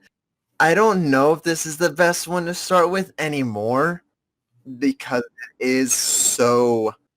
There's so much exposition. It is very slow. It is very. It's not that exposition heavy, honestly. It's not. And when there is stuff worked in, it's like So what's better then? If you tell me Force Well, Awakens. I think episode 1 is right now for like new people getting in Star Wars. I think episode 1 is the best one to get people into it. prequel fans stay winning. Well, because I mean, this is just from experience. My girlfriend had never seen Star Wars before. She had, I think, One of the rare few. Well, actually, I think she had seen episode 7 in theaters because her ex took her. And then she had seen Rogue One, so she saw the two, like, way out of order. But I was like, okay, we'll watch Star Wars. And actually, I know quite a few people that haven't seen Star Wars. But I tried starting with episode 4, and it just, that beginning didn't capture, it didn't, like, catch her interest or anything. And every time it'd just be like, it wouldn't work out. So then we started with episode 1, and when we watched episode 1, we honestly watched 1, 2, and 3 really quick because she wanted to watch more of them. She's like, let's see the next one. I want to see the next one. It's good. I like it. I think I know why. It's because it's nothing but Jedi from the Well, it's start. not even the Jedi. Like, she likes the battles. She likes the droids. She likes the troopers. She likes Jar Jar. Like, she likes it all. Like, she thinks it's really good. Wow, a true Jar Jar And honestly, fan. I kind of like Jar Jar too. I mean, I like Jar Jar, and I don't condone the harassment towards his actor. Or any of the actors, really, for any of these movies. No, don't. Let's not. Don't do that. That's fucked up. My boy Ahmed Best is getting his own kids show. Like Legends of the Hidden Temple Star Wars version. Let's go. Or I heard about that. But I think I understand why people right after episode 1, 2, and 3 came out, right after the prequels came out, would be like, watch the original trilogy first and then watch the prequels, because you want that big reveal in episode 5. And then also it's just like the way the films were made. It's cool to hear about the Clone Wars, and then 4 movies later you finally get to start seeing the Clone Wars, like, oh, this is what we've been hearing about. This is cool. But I think especially now when there's 9 movies, I mean, it's a joke we all make. It's like, oh, we gotta watch 4, 5, 6, 1, 2, 3, 7, 8, 9. It's a little ridiculous. I think it's okay to start at 1. I mean, have you seen how it is now with the Yakuza games? Oh yeah, no. I used to say play 1, but now it's like, oh, you could play 0 first and have no context whatsoever for everything. Like, you will miss like some of the references. Yeah. Mm-hmm. But now there's Yakuza 7, which you don't need any. I mean, I haven't played the other ones, but like you can start with that one because it doesn't have anything to do with Kiryu or Majima or anyone for those games. Definitely. But when there's stuff about their pasts mentioned, like events that happened in those days, like, what the hell's this? Jingwon Mafia, never heard of them. Because you didn't play Yakuza 2. Mm-hmm. Or play Yakuza 6. Yeah, so I think starting with 4, if you have the right person, works, but it just all depends on the person. I think if you know a person that isn't into Star Wars and never liked it, I think starting with 1 is a lot better. And honestly, starting with 7 isn't that bad either, because I do know people that started with 7, and yeah, but it's just more modern. I hope they don't go and watch the other 2 yet, because they may have a bad taste left in their mouth after the final. Maybe. I mean, there's people that genuinely do love 8 and 9. Like, I don't, but there are people that like them. Like, those people do this. Yeah. So next, you're gonna tell me that we should treat Raylos as equals. Now that one I don't know about, but Raylo slandering Han and Leia and Anakin and Padme. Like, come on, let's just go outside. I want to have a talk. I just want to talk to him. Okay, but anyway, so as a lone movie, I think this is fun still. Yeah. Especially once you get past the first act. Definitely. Like, the third act is so great. Like, I do go back and watch it every now and again. I think everything in the Death Star is great too. Like, the Death Star run is like the epitome of clutch, and really, I don't think it's ever been replicated. No. They tried. Not even like They've close. tried so many times. They have tried. They tried it. They tried it in episode 6. They tried it in episode 7. They tried it even in episode 1. But it was like more like Anakin kind of got dumb luck when he's like, oh yeah, I conveniently fell into a part of the ship that's most fragile. Yeah. It was like he had a bit of a Jar Jar moment. The whole movie is a Jar Jar moment, but I love it. Jar Jar. Well, I mean, the Darth Jar Jar theory is still cool. I think it's funny. Though. I think this movie's pretty solid. It's pretty good. Yeah, How would you guys rate it? So, do you want us to put a number on it? A what? number? Like, out of I don't want to put a number to it personally. I am making. I mean, you could rank it among the others. Like this is like the third best movie in the The series, thing for is, it's example. been a while since I've seen all these movies. What I'm doing personally is, as we go through them and my opinions become more fresh Mhm. on watching these movies, I just, currently we just watched A New Hope. That one's at number 1 by default. So then we're gonna watch Empire, Then we'll just rank them all at the end. and then I'll give you my ranking at the end. Yeah, I think we should do that. I think we could do it at the end, or I think after we watch Empire, we'd be like, all right, what's number 1 for us? Empire, A New Hope, and then after we watch Jedi, like, well, okay, number 1 now is Empire, number 2 is New Hope, number 3 is Jedi, something like that. We could do that, or we could do it at the end. But I think doing it at the end will be better because then we're not because it's gonna probably fluctuate quite a bit depending as we go on. So I think it's just best to save that for the end. But I still think this is a really good movie. Yeah, I will put a number on it. I think it is a solid 7 out of 10, and that's only because of how old it is. Like, episode 7 is the perfect example. You take that story and premise and bring it to modern day technology and stuff. That automatically bumps it up 2 points. But it's just so old, and it was a low budget, and the writing is fun and not terrible, but it's not great. It's definitely not the worst writing of all these movies, that's for sure. I give it I have it as an 8 because I think it's just the epitome of like a good standard of what Star Wars can be. Although I don't know if I would say it's at its best because we haven't even gotten to the better movies. I mean, my favorite movies are like 3 and 5 and 6. So yeah, I think. Do you guys have any closing comments? Brooke, I figured you might want to share some stuff. I still really enjoyed this movie. Watching it again, it's just. No, I'm not. We're not knocking on you. I know. I know you're not. I'm just saying that I still really enjoy this movie. It's a perfect kind of comfort movie.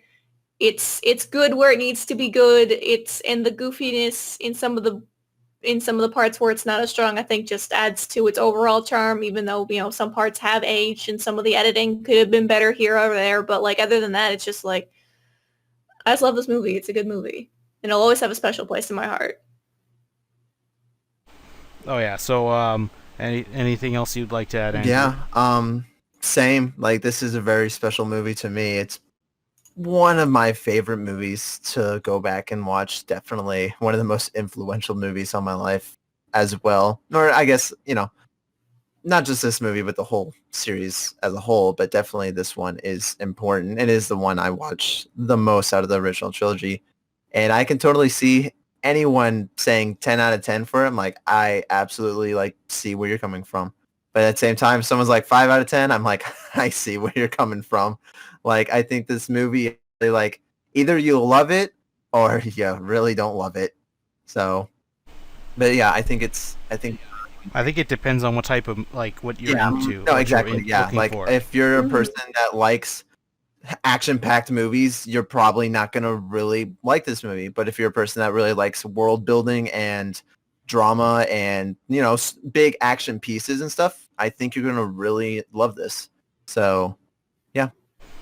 Yeah, I think that will end it though. You two want to plug in your stuff? Andrew, go ahead. Yeah, go. Sure. Go follow the Twitter. It's in the description at ThatWonAndrew. That's spelled WON because someone else took the other one. Makes me sad. And then, of course, you can check me out on my YouTube channel, youtube.com/ThatOneAndrew, where I post my own podcast. I'll make sure to shout this one out on it, but you can go ahead and check out the Gaming Blog Podcast. It's a weekly podcast where we just talk about the biggest news in video games. And then my other one, which is Doomed to Repeat, which is a history podcast. We look at specific events, in history and just talk about it. We're talking about the Napoleonic Wars right now. It's pretty fun. So check that out on YouTube. And then, of course, it is also on every podcast service in the world. All right, and Brooke, as for you, I mean, you have your Twitter, which you draw. Yeah. You draw stuff. You take commissions. Yes, I do take commissions. And you also stream stuff. Twitter, as you'll see, is Bubble. Do you stream your D&D stuff? I know you do it every week, but I don't know if you stream it or somebody streams it with you. You can plug that Yeah, if you want. I'll go through my plugs. So my Twitter, as it'll be in the description, is BubblingBrooke _ because someone took it. It's dumb. I'm BubblingBrooke on YouTube. I'm Bubbling_Brooke on Twitch, where I stream myself drawing and playing games. I'll be back to doing that after this Christmas season is over. I occasionally stream. I don't know if we're gonna keep it to just recording or back to streaming it on my friends' Twitch. Hinono Roni, I think is her Twitch name on that.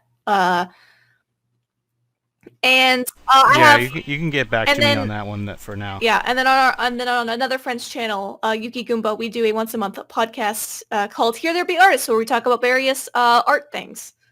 So that's fun. All right. As for me, I still have my YouTube channel, Skyward Shield. I stream on Twitch. Also, well, it's Skyward_Shield because there's another dude who has my name, and he really tried to take my name from other places, including Twitch. That bastard. So yeah, those really the only two that I can mention. That's the only thing that I'm frequently using. I used to have a Tumblr, but I don't use it anymore. But yeah, you'll find me on Twitter. That's where you'll likely see more updates from me. Follow my thing. I upload old streams mainly, although I am writing a retrospective on Pokemon. But yeah. Anyway, that'll be it. Next, in 2 weeks from now, we will be recording the next one, the fan favorite, Empire Strikes Back. You know about it. You already know why people like it. But, you know, we'll talk about why it's so beloved by people next time. So, thank you all for stopping by. Thank you, Andrew and Brooke, for being here. And I'll see you guys in a fortnight from now.